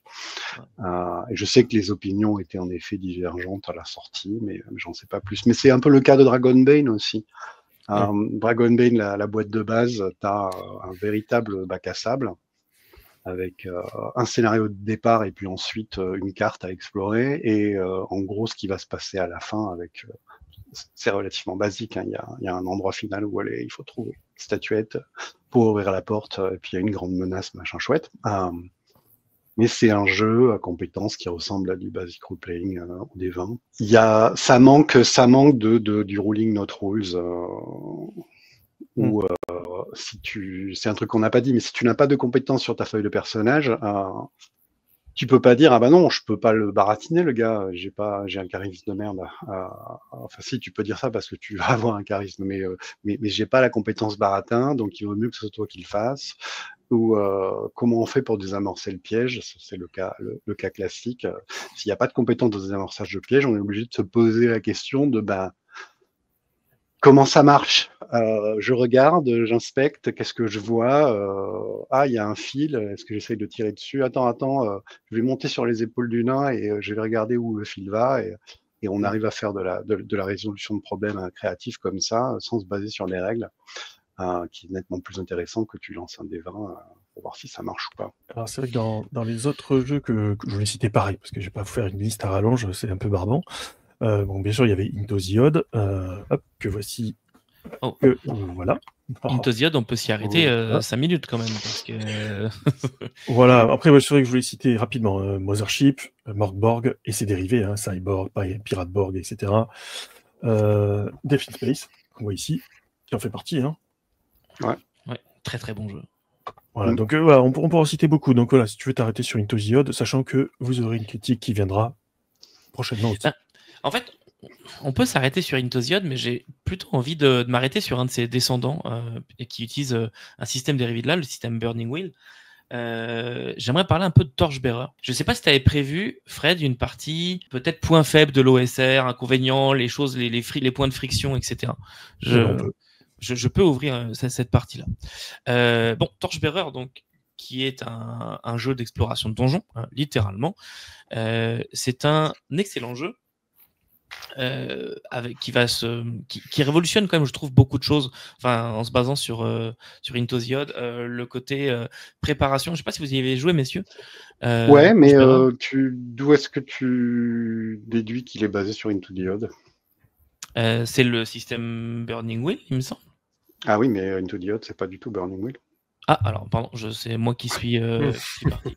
Attends, c'est quoi Into the Odd à la fin? Into the Odd, c'est une simplification extrême. C'est Chris McDowell qui est allé au couteau à charcuter sur la règle de Donjons et Dragons pour en faire le truc le plus simple possible. Il y a 3 caracs, des points de vie, pas de jet d'attaque, pas de classe. Et c'est vraiment pour avoir essayé pendant des années de faire le jeu le plus simple possible pour faire du Donjons et Dragons, à chaque fois je me suis cogné contre Into the Odd. Ouais, mais je sais pas où est-ce que tu as vu la référence. L'affiliation. J'étais persuadé que le système de Into the Odd, c'était Burning Wheel. Alors il vient d'où Burning Wheel? Pas que je sache. Burning Wheel, c'est pareil, c'est la création de Luke Crane, mais dans une école complètement différente. Là, on parle de Story Game, de Forge. Ok, alors, probablement avant. Mais vas-y, parle de Torchbearer. Je n'ai pas joué à Into the Odd, je l'ai lu, j'y ai pas joué. Et Torchbearer a un système qui est très intéressant, notamment de préparation de rencontres, où au début d'un combat, vous allez donner votre objectif. Est-ce que je veux faire prisonnier mes adversaires? Est-ce que je veux les tuer? Et les adversaires vont réagir en fonction de ça. Ça va donner un feeling un petit peu différent à la rencontre. Et puis, on va avoir des cartes qui vont se poser pour savoir comment l'adversaire réagit. Par exemple, le MJ va poser des cartes et on va poser des cartes en réaction en disant là, par exemple, je vais attaquer, il va se défendre. Ou alors, il va attaquer, et ça va donner des résolutions différentes. Moi, ça a été une de mes premières rencontres avec un jeu vraiment, un feeling très à l'ancienne, Torchbearer. Et ce qui me permet d'ouvrir un petit point les points de friction qui pourraient apparaître, c'est notamment les utilisateurs de magie. En OSR, régulièrement, les utilisateurs de magie de bas niveau risquent d'être un petit peu frustrés devant des camarades guerriers ou autres non utilisateurs de magie. C'est pour ça que ça ne peut ne pas plaire à tout le monde. Moi, j'aime beaucoup, mais je peux comprendre qu'il y ait des gens qui soient un petit peu déçus là-dessus, puisque, par exemple, à Torchbearer, je jouais un mage, j'étais niveau 1, j'avais un sort à utiliser une fois par session de jeu. Le reste du temps, je suis inutile. Je suis en robe avec une dague. Tu peux faire des plans. En termes de combat, je parle. Mais je pouvais faire les combats et surtout, je pouvais résoudre des problèmes, des choses comme ça. J'étais pas inutile en tant que joueur, mais dans les combats. Et en plus, j'avais même pas un sort offensif, donc c'était vraiment genre, je me recule, puis je vous laisse faire, messieurs. Ça peut frustrer certaines personnes. Est-ce que vous avez déjà rencontré ce genre de frustration? Non, parce que c'est une question de contrat social. Tu vas leur dire, vous êtes pas là pour faire du combat. Oui. Déjà, je pourrais arguer que le guerrier, bon, il peut peut-être faire un D8 de dégâts avec son épée longue à chaque round. De 1, il faut qu'il touche, et de 2, il a un des 8 points de vie, le guerrier, donc il va pas en faire beaucoup des combats par jour. Surtout que tu récupères pas tes points de vie toutes les nuits, tu récupères un point par nuit, si je me souviens bien, enfin en fonction des systèmes. Même certains, c'est des trucs qui ont changé avec Into the Odd, c'est complètement différent, mais le combat, c'est la guerre, c'est pas le sport, hein, comme dans la vidéo de Belmington à laquelle je pensais en parlant de référence originellement, un truc qu'il a été cherché sur je sais pas si c'était sur son blog ou un autre, mais bref, tu rentres pas dans une arène sur un ring en te disant le gars en face, il est de mon niveau, il est de mon poids, etc. C'est des gens qui veulent te tuer, ils sont peut-être plus nombreux qu'eux, donc si tu veux plus nombreux que toi, donc si tu veux les avoir, il faut que tu fasses, tu les évites si tu peux, et si tu veux te battre, il faut que tu aies mis en place un piège, un entonnoir, des alliés, une trahison, des choses comme ça. Et je me suis complètement éloigné de ta question. Non, mais pour moi, ouais. Pour moi, en fait, l'OSR, c'est de la résolution de problèmes. Le sort de ton magicien niveau 1, ça va permettre de régler un problème comme ça, et en faisant voler ton personnage, en endormant tous les kobolds qui vous posaient un problème, en permettant de transporter du matériel qu'on n'aurait pas pu transporter autrement en descendant dans un puits, etc. etc. Exemple, le chariot rempli d'or. Le chariot rempli d'or, espérons-le. Et dans toute façon, l'OSR, c'est pas un jeu de combat, donc la valeur de ton personnage en combat est pas importante. C'est pas représentatif de sa valeur dans la campagne. Non, puis vraiment, le guerrier niveau 1, il est pas tellement plus résistant au combat que le magicien niveau 1, quoi. S'il a un guerrier niveau 1, il a 5 points de vie, il se prend un coup, ça peut être fini. Donc le groupe va essayer d'éviter les combats. Donc ton magicien, il va pas être frustré de ne pas participer au combat, quoi. Ouais, je pense que ça dépend beaucoup des groupes, parce que c'est vrai que j'étais avec un groupe d'énervés. Le groupe d'énervés, à Torchbearer, je sais pas comment ça marche, mais si tu joues à BX ou je sais pas quoi, un groupe d'énervés, il va pas survivre de niveau 1, il va pas survivre longtemps, quoi. Ah bah non, de toute façon, il a pas survécu. On a survécu 3 sessions, je suis le seul à avoir survécu. Ouais, il y a quand même un truc, c'est vrai que ça peut être embêtant, l'histoire du magicien niveau 1 qui a un sort et qui après, et quand tu choisis de jouer un magicien, tu le sais, et donc tu vas te dire que ton personnage, tu vas lui trouver d'autres occupations, quoi, tu vas lui trouver d'autres utilités. Faut être prêt à jouer un magicien, quoi. Ouais. Ça, moi, je me souviens, il y avait une histoire de glyphes à traduire, etc. J'étais un peu le seul qui a pu travailler là-dessus. Et d'ailleurs, ça me permet de rajouter un point sur l'OSR, c'est qu'il y a beaucoup plus la présence de puzzles, en tout cas j'ai l'impression, des ciphers, de casse-tête, des choses comme ça, qui vont demander une réflexion en dehors de la partie. Là où j'ai déjà vu dans des jeux non OSR, de faire un jet de X pour comprendre un puzzle. En général, en OSR, on va plutôt demander aux joueurs, je parle vraiment avec un S, de travailler dessus pour essayer de déchiffrer l'affaire, soit en imprimant le puzzle ou des choses comme ça. C'est des choses que j'ai vues quand même régulièrement, et dans les aventures, il y a y a souvent ce genre de choses. Voilà. Repérer des choses dans un dessin, par exemple. On parle aussi de player skill en OSR, et pas uniquement pour ça, aussi du fait que tu saches que après que ton premier groupe se soit fait exploser parce que tu es rentré dans les premiers orques que tu as rencontrés, tu commences à savoir qu'il faut être un peu diplomate ou discret, ou les deux si possible. On va pas forcément te pénaliser si tu joues pas ton personnage à 100%, genre mon barbare avec 6 en intelligence, il la pousserait la porte qui a l'air d'être piégée. Oui. Parce que tu as le droit de vouloir conserver ton barbare et donc de dire hors personnage, hors roleplay, à mon avis là il faut qu'on y aille à la perche à 3 mètres ou qu'on baratine les gobelins et qu'on leur demande de passer devant nous. Oui, mais ça peut donner aussi comment dirais-je, des parties. Faut pas non plus exagérer sur la mortalité, dans le sens où c'est drôle pour personne de perdre un personnage toutes les 5 minutes et de devoir refaire un personnage. Donc faut pas non plus exagérer là-dessus, et que chaque partie, chaque couloir devienne chaque couloir devienne je dois toucher chaque carreau avec une 10-foot pole. Voilà, c'est nul, quoi. Donc il faut aussi savoir doser les choses, les pièges, la mortalité. Et ça c'est pareil, c'est du l'équipe, les joueurs et le MJ se mettent d'accord. Bon, on est bien d'accord qu'on teste toutes les dalles ou que le voleur passe devant à 10 mètres quand il tourne les coins de façon à ce que la lumière de notre torche soit pas visible. Des fois qu'il y ait des orques dans la pièce suivante, etc. On se met d'accord sur ce truc-là, on a un ordre de marche et petit à petit ça devient de plus en plus fluide, mais ça ne nous empêche pas d'avoir à résoudre des problèmes et de se mettre à 4 têtes en même temps avec des enjeux, des choses qu'il faut qu'on réussisse à faire avec les ressources qu'on a, les caractéristiques qu'on a, les points de vie qui nous restent, les sorts qu'on a encore en mémoire.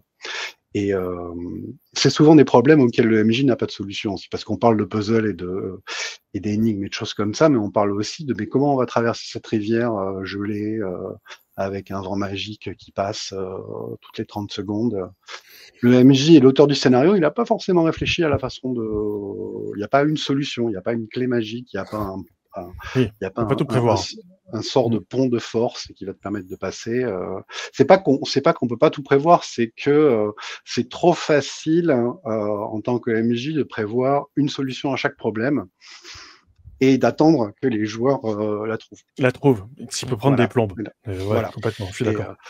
Alors que souvent, avec 4 cerveaux, tu trouves des idées qui sont bien plus originales, bien plus surprenantes, bien plus rigolotes à jouer que ce que tu aurais pu prévoir. Et du coup, en tant que MJ, c'est aussi le plaisir de jouer pour voir ce qui va se passer, qui est un dicton qui vient pas de l'OSR, mais qui fonctionne très bien en OSR aussi. Moi, quand j'arrive avec un donjon... surtout en 2e, 3e séance, quand il commence à y avoir des situations, etc., qui se sont prévues, les joueurs campent, mais je sais que ils ont fait trop de bruit et que les zombies les ont suivis, et qu'ils vont arriver là. J'arrive à ma table et je suis à fond de voir ce que ça va donner, parce que j'ai pas prévu de scène, parce que il y a pas d'histoire, parce que c'est du bac à sable ouvert et que je sais que les joueurs vont me sortir des trucs bien plus fun que tout ce que j'aurais pu prévoir au coup par coup, quoi. Ouais, et puis l'arbitre en OSR, il doit être super généreux, en fait. Il doit souvent dire oui.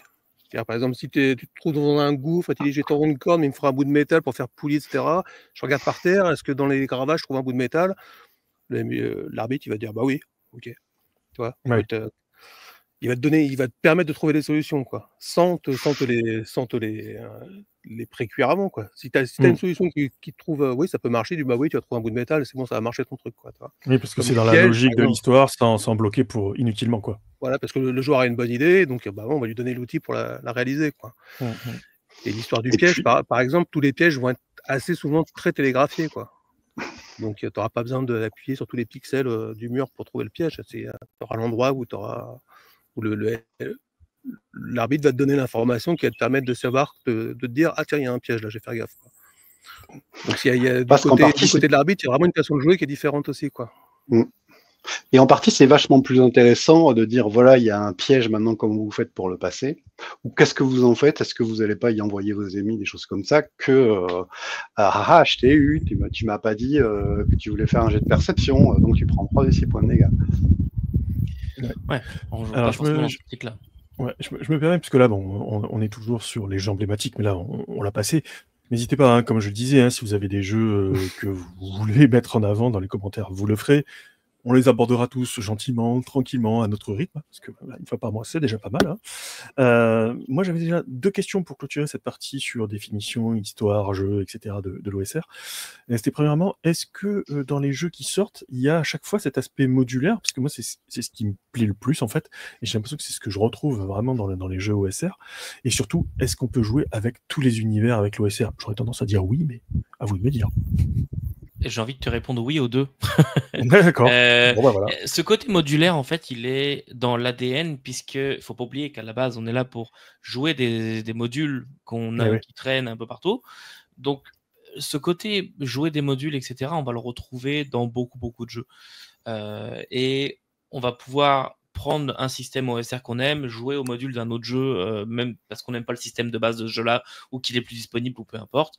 Et ça va normalement fonctionner assez bien. Quelques adaptations mineures suivant le jeu auquel vous jouez, mais peu importe. Donc le côté modulaire, d'après moi, oui, tout le temps. Et on va avoir des univers qui vont sortir pour ces jeux-là.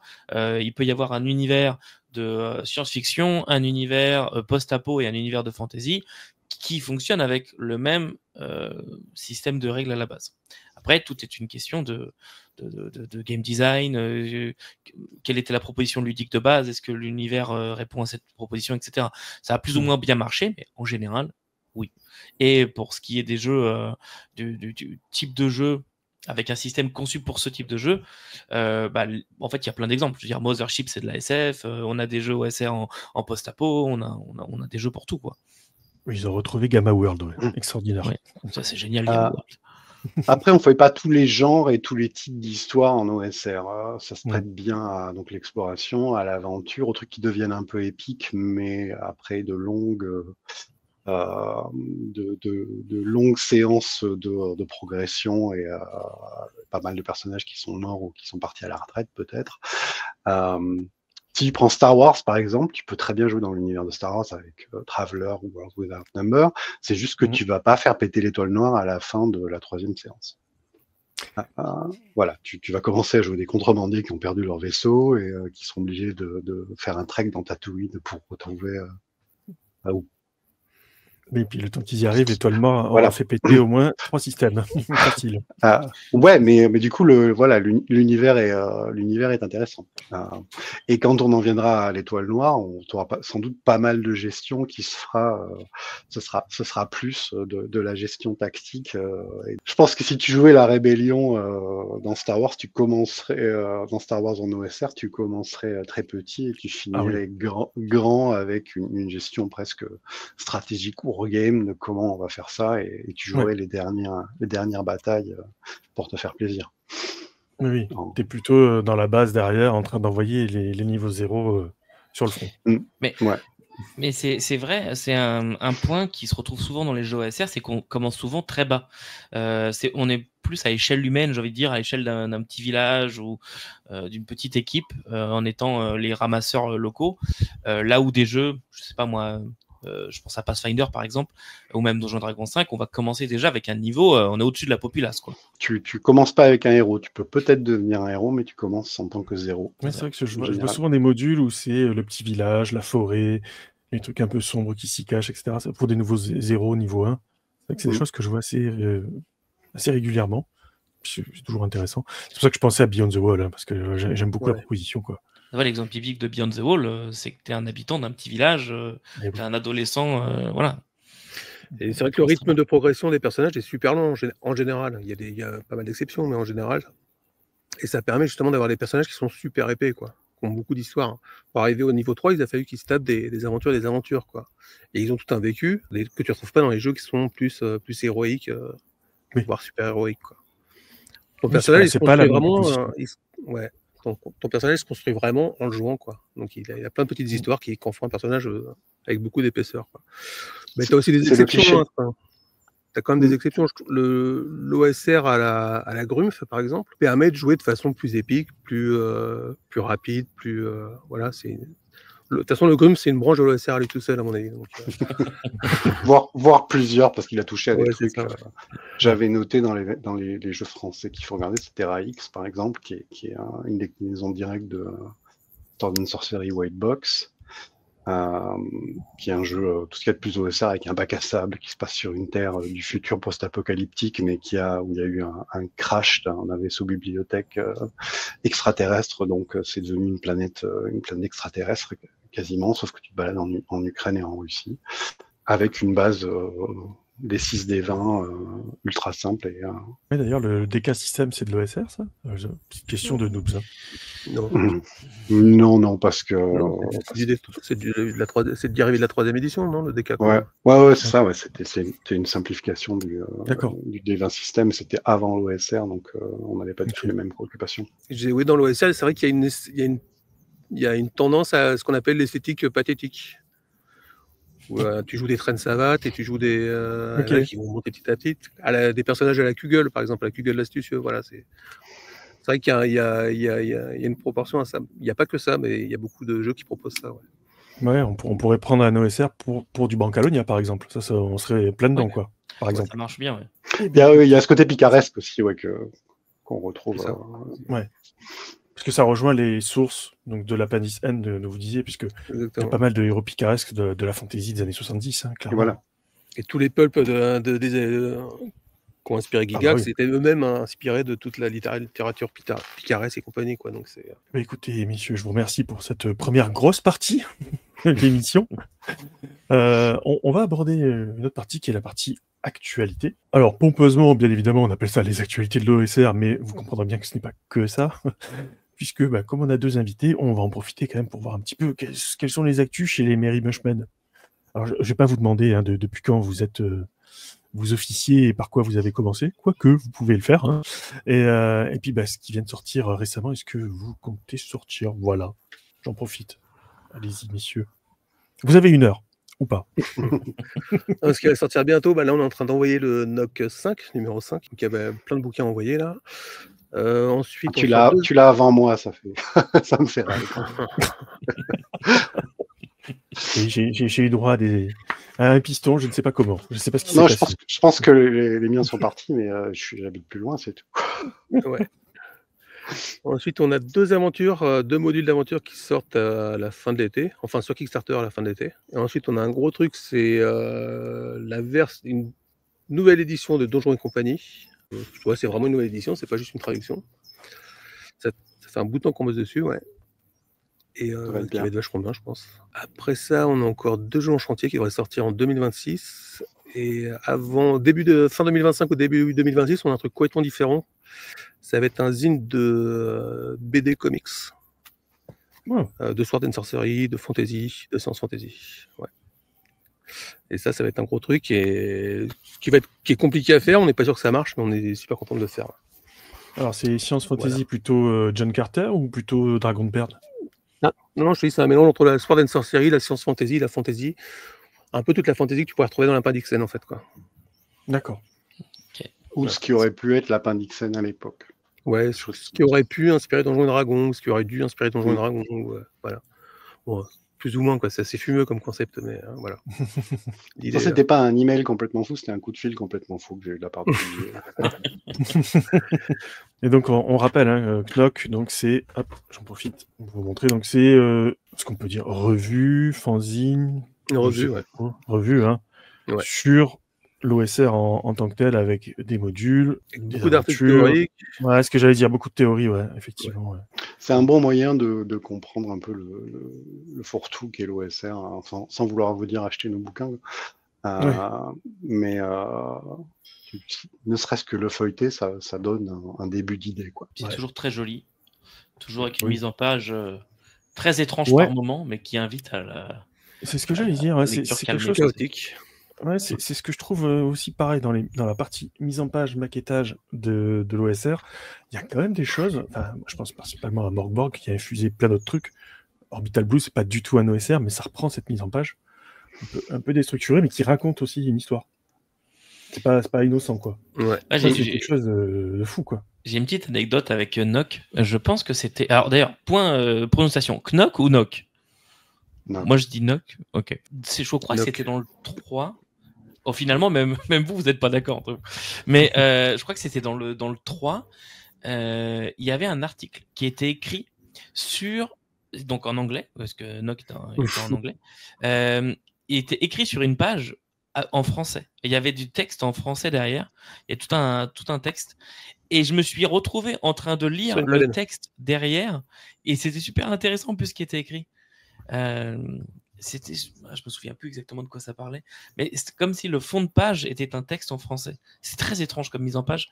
Et j'avais vraiment aimé. Et du coup, je lisais l'arrière-plan. Je me rappelle plus de cette page. Faut que je regarde. Ouais, moi non plus. Dans le 3 ou le 4.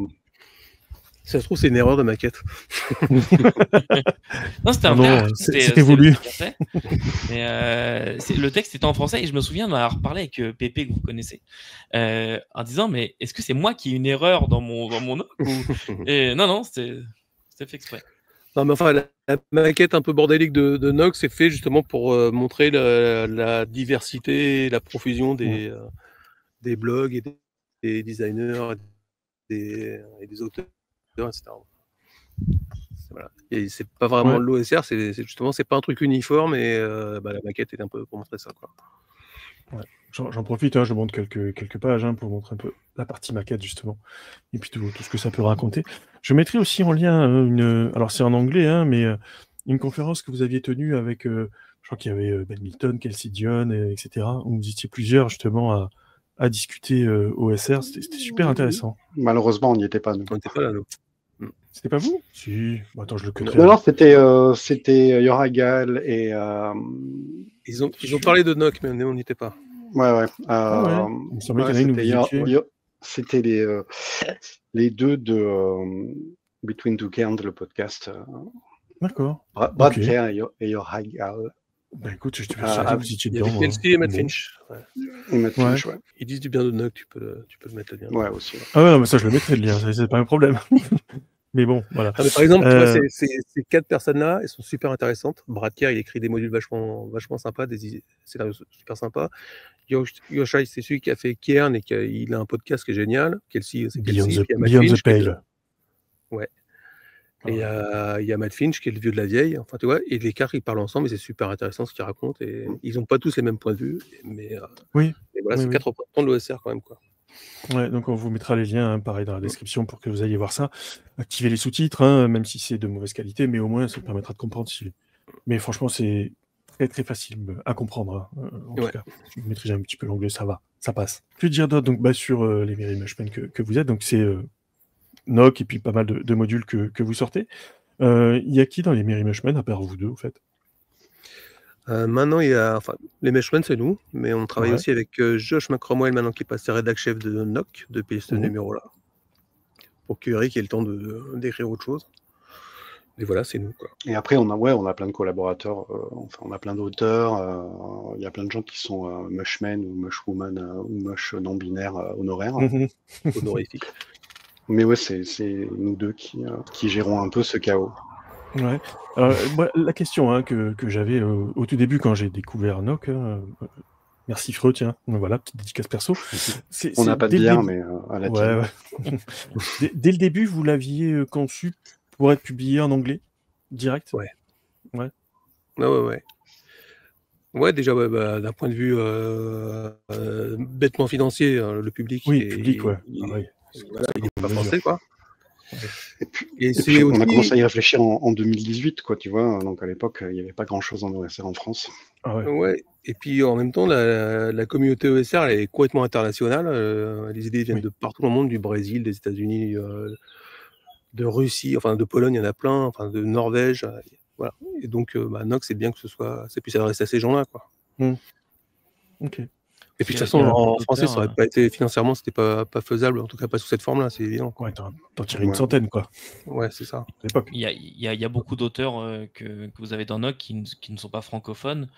Donc il aurait Ah non. fallu aussi peut-être traduire les articles, etc. Ça aurait été. Bah, 90% des auteurs des textes sont pas français. Ouais. Donc là, j'ai vu qu'il y aura une version française qui va arriver. Ouais. Donc, dans les... C'est annoncé par- d'ailleurs ou pas? Sandy Julien. Ouais. Ça, on sait que c'est Sandy qui fera la trad. Ouais. Donc, on dira pas Mais où, du l'éditeur n'a coup. pas annoncé encore. Non, pas encore. Mais je pense que c'est un secret tellement de polichinelle que. Voilà, on le dira pas qui, hein, une fois qu'on a Voilà. dit Sandy Julien et qu'on voit un petit peu ce qui se passe. On en dira pas plus, hein. Voilà. On laissera l'éditeur faire son boulot. Quand même. Ah, ça peut prêter à confusion ce que tu viens de dire. Mais... Ouais, c'est vrai, ouais. Ouais. Ils ont l'habitude. Ça va. Donc du coup, ça me permet de parler de quelques actus. C'est l'été, donc c'est un peu calme, et c'est bien aussi des fois, hein, ça fait du bien, on verra à la rentrée. Alors j'en avais quelques-unes. Alors en VO, hein, j'avais vu sur... Pareil, vous verrez les liens et puis les captures d'écran passer. Sur Baker Kit, moi j'en ai vu un qui m'a un peu parlé, c'est le supplément pour The Pumpkin's Dead, donc qui est un dérivé de Morborg, hein, où c'est carrément avec la musique, carrément. Et là, il s'appelle Folk Hero, carrément, qu'on peut jouer en solo ou en multi, hein, bien évidemment, sur table classique. Et je trouve que le côté punk, musique, folk, dans une Angleterre complètement barrée, avec le squelette des règles de Morgborg, je trouve ça quand même intéressant, clairement. Donc voilà pour la première petite actu. Le deuxième financement que j'avais vu, et promis j'en ferai pas plus, c'est sur Kickstarter, et c'est vrai que sur Kickstarter et BakerKit maintenant, on voit pas mal de modules, d'autres créateurs qui viennent créer soit des modules d'aventure, soit des nouvelles règles, soit des bestiaires, enfin voilà, plein de choses qui vont se greffer à un jeu existant. Donc en ce moment, ce qui est un petit peu à la mode, c'est Shadow Dark. Et donc là, alors, c'est compatible Shadow Dark, mais je pense qu'avec quelques équilibrages, on doit arriver à s'en tirer avec d'autres jeux. Mais c'est Saphir Seas, donc les mers de Saphir, qui est une grosse campagne niveau 1 à 10, qui a l'air plutôt pas mal, quoi, pour le coup. Hein, pareil, vous verrez passer les petites captures qui vont bien. En VF, c'est simple. Hein. On a Into the Odd qui vient de sortir la version révisée chez les Doux Singes il y a quelques mois, hein, à peine. Vous avez vu passer le bouquin, vous aurez une chronique à venir. Et ils viennent de finir le financement de... Alors, la prononciation, hein, Heinsof. Je ne sais pas trop comment le dire. Voilà, donc je vais le prononcer un peu à l'allemande. Donc, probablement, ouais, je pense, ouais. C'est du Yiddish, non C'était Bastion Heinsof, c'est la même chose Oui, c'est la campagne qui se situe dans Bastion, effectivement. D'accord. Voilà. La version originale, elle est en format A7. Je sais pas ce qu'ils ont décidé d'en faire. J'étais pas au courant qu'il y avait une VF, mais c'est cool. Ils viennent de finir la précommande il y a quelques jours. D'accord. Une semaine, quoi, quelque chose comme ça, une semaine. C'est Joe Banner qui avait écrit ça à l'époque. Ça remonte à la première édition de Into the Odd, donc 2015, 2016 peut-être. Ouais, et comme là, du coup, c'est un jeu qui est indépendant d'Into the Odd. Et puis, les Doux Singes, quand ils traduisent un truc, d'un coup, tu as plein de suppléments qui arrivent avec de la création. Ça m'intéresse de voir ce qu'ils vont faire. Ouais, ça a l'air vraiment passionnant pour le coup. Donc voilà, ça la préco, c'est fini il n'y a pas longtemps. Donc, pareil, il faut attendre une petite année, un petit peu moins, tant que la prod soit faite, etc. Donc, mais ça avait l'air plutôt pas mal. Après, c'est dans ce qui va sortir le label Rabbit Hole, donc le trou de lapin, référence au lapin de Kair Banog, entre autres, avec Sandy Julien à la baguette, hein, chez Arcade Asylum Publishing, c'était un label hein, pour des prods indés. Voilà. Donc il y a Pirateborg qui a été annoncé en préco là le 19 septembre, je crois, c'est ça? Ouais, 19 septembre. C'est super bien Pirateborg, c'est vraiment super bien. Voilà, c'est pour ça. Sachant que Morgborg, lui, a été annoncé en préco début 2026 chez le studio Agathe, qui doit sortir déjà Torchbearer, la deuxième édition. Donc voilà, ce qui était un petit frémissement, j'ai l'impression qu'il y avait guère que les 12 singes qui faisaient vraiment de l'OSR avec 500 nuances de geek. Et là maintenant, tous les éditeurs commencent à s'y mettre. Hein. J'en ai sûrement d'autres, je les oublie, autant pour moi. Hein. C'est aussi peut-être un indicateur du fait qu'il y a de plus en plus de public aussi. Hein. C'est ça, petit à petit, ça essaime. Est-ce que j'en oublie un? Oui, c'est pareil. La publication, elle date d'hier, je crois, ou il y a 2 jours. Enfin, tout récent. Pareil, sur le Facebook de Arcane Asylum. Toujours le label Rabbit Hole, qui disait, voilà, votez aux Zénith, c'est Doomsong de César Inc., qui va arriver en préco aussi. Alors, il n'y a pas de date, hein, mais voilà, ça a été acquis au niveau des droits. Donc, ça arrivera en VF aussi. Sachant qu'on espère bien Cyborg, entre autres, et tant d'autres. Hein. Sachant que Shadow Dark avait bien cartonné quand même, hein, en termes de souscripteurs, parce que c'est vrai que nous, on a plutôt tendance à regarder le nombre de personnes qui souscrivent, ce qui derrière décide aussi le nombre d'exemplaires que tu vas imprimer et essayer de vendre, quoi. Donc, c'est vrai que plus de 1000 personnes, tu te dis, ok, ça commence à être intéressant. C'est facile de faire dérailler une somme si tu commences à vendre des écrans, des t-shirts, des choses comme ça. C'est ça. Si je peux en rajouter un, il y a un truc qui est tombé hier en annonce. Il y a une page d'attente sur Kickstarter, mais elle n'est pas lancée. Je ne sais pas s'il y a une date. C'était chez Beyond Cataclysm, qui est un petit éditeur anglais qui fait de l'OSR Borg et d'autres trucs. Et ça s'appelle, je trouve le concept vraiment bien, ça s'appelle Hellspawn. Donc, Rejetons des enfers. Et c'est un jeu qui est compatible avec Murkborg, Cyborg, Periodborg, Vasigrim, Korgborg, Frontier Scum et Ronin. Parce que le concept de base, c'est vous êtes des rejetons des enfers, votre boulot, c'est d'aller dans les univers mourants. L'univers mourant, c'est la base de Murkborg et de pas mal de ses clones, de ses déclinaisons. Oui, c'est vrai que c'est un peu déprimant des fois. Ouais, j'avoue. Mais donc, c'est vraiment la joie, quoi. Donc tu vas jouer des démons qui vont visiter ces univers pour rattraper des gens qui soit sont échappés des enfers, soit essayent d'empêcher la fin du monde ou des choses comme ça. Donc j'ai pas compris pourquoi ils avaient pas appelé ça Metaborg, mais l'idée de faire un jeu qui fonctionne, qui te permet de lier tous les bouquins que tu collectionnes est vraiment bonne. Je connais pas les auteurs, donc du coup je peux pas vous en dire plus. Mais si vous voulez, je vous donnerai le lien de. Oui, on ira chercher tout ça. C'est hellspawnrpg.com avec tous les liens et ça va être bien trash au niveau direction artistique apparemment, mais bon, c'est comment ça tombe. Je vais même mettre un. Merci Olivier, puis on se dit à bientôt. Hein. Comme je disais, hein, voilà, c'était quelques actus parce que c'est la période estivale, donc. Forcément, un petit peu moins. Puis on a préféré passer plus de temps avec vous, Olivier et Eric, voilà, pour déjà vous connaître et puis aborder vraiment l'OSR par le bon bout, hein, comme on dit. Et maintenant, je sais pas, on l'a abordé par tous les bouts. J'espère que les auditeurs auront retenu quelques trucs et qu'on les aura pas trop confusionnés. En même temps, c'est la galaxie OSR, elle est. C'est vrai que moi j'appelais ça mouvance parce que dernièrement il y en a beaucoup dans plusieurs styles aussi, tu vois. Par exemple, je vais pas évoquer, mais Ultraviolet, Grassland and the Black City, c'est du métal hurlant, quoi. Enfin, c'est fabuleux ce machin, quoi. Métal hurlant, c'est fait par une sorte d'orchestre, auteur, illustrateur, producteur. C'est. Puis Odonata qui traduit ça, donc voilà. Merci Florent. Trop bien. Ça va être chouette, ça. C'est un vrai trip. Ouais. Donc voilà, c'est vrai qu'on peut raconter beaucoup de choses avec l'OSR. C'est ce que disait cet aspect modulaire où tu peux rajouter plein de choses, en enlever, désosser, etc. Moi, c'est ce qui m'intéressait le plus. Et puis, je vous avoue que OSR Indécent, cette émission, c'est aussi pour satisfaire ma propre curiosité. Parce qu'il y a beaucoup de jeux et les moments où tu poses des questions. Donc, voilà. Et c'est bien, moi, c'est toujours mieux quand tu Ça m'a donné plein d'idées d'émissions qu'on pourrait aborder sur comment commencer, voilà, un espèce de petit guide. Et aussi, bizarrement, j'ai pensé à une émission, parce que je n'avais pas fait le rapprochement avant, mais OSR et musique. Parce que mine de rien, je trouve que l'OSR a inspiré beaucoup de tout un style musical, le dungeon synth et tout ça. Et mine de rien, il y a tout un truc à creuser là-dedans. Oui, de toute façon, on aura l'occasion, au fur et à mesure des différentes émissions, d'aborder différents aspects de l'OSR, comme tu dis, la musique, comment les créations de perso, pourquoi c'est rapide, pourquoi etc. Donc plein d'éléments de game design qu'on abordera au fur et à mesure, et des jeux. Vous aurez des critiques de jeux, bien évidemment, de modules aussi au fur et à mesure.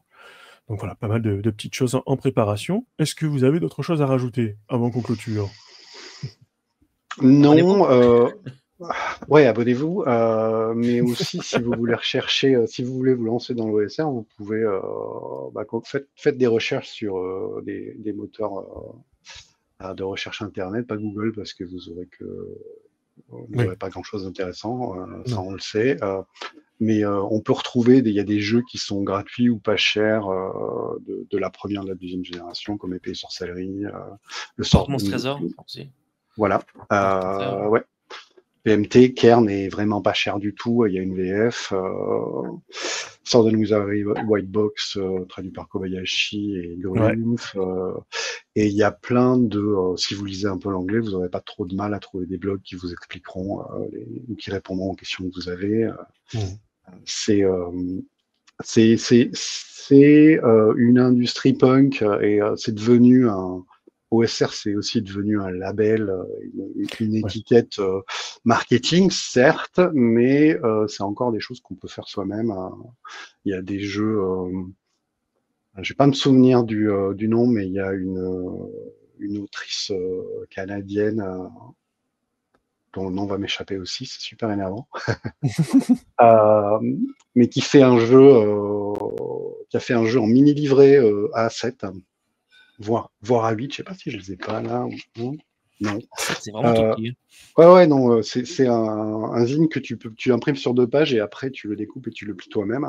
Et tout rentre avec le premier zine, tu fais jouer, avec le deuxième zine, tu as des options, avec le troisième zine, tu as les psy.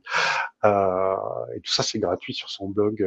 Taikara Anana, elle s'appelle. Je vous trouverai le lien, je vous le note. C'est en anglais, certes, mais ça fait partie des expérimentations. Il y a une personne qui fait un truc dans son coin et ça inspire des gens, on en discute. Ouais, c'est ça aussi. Comme il y a 20 ans, quoi. Ouais, c'est ce qui est intéressant, effectivement, c'est cette émulation entre les différents auteurs, autrices, et pas mal d'autrices d'ailleurs, faut le souligner aussi. Ouais. C'est important de le dire, clairement. Et puis ouais, ça s'inspire les uns des autres, vont prendre des idées, en donner d'autres, etc. Ça, c'est quelque chose que je trouve super intéressant. Alors, c'est pas que l'OSR qui fait ça, bien évidemment. Il se passe un peu la même chose sur le côté Brindlewood Bay, The Gauntlet. On en reparlera une autre fois aussi. Mais ouais, c'est des choses qui se passent en ce moment que je trouve vraiment très, très, très intéressantes dans la création de jeux de rôle au sens plus large. Donc, il me reste à vous remercier tous les deux, en tout cas, et puis Olivier, hein, qui est parti un peu plus tôt, mais encore merci, pour cette première émission officielle. On se retrouvera pour la suite d'OSR Indécent, bien évidemment. Et puis, il me reste à vous remercier et à vous dire à bientôt. Salut! Merci tout le monde. Dans un mois, moi je serai dans les commentaires.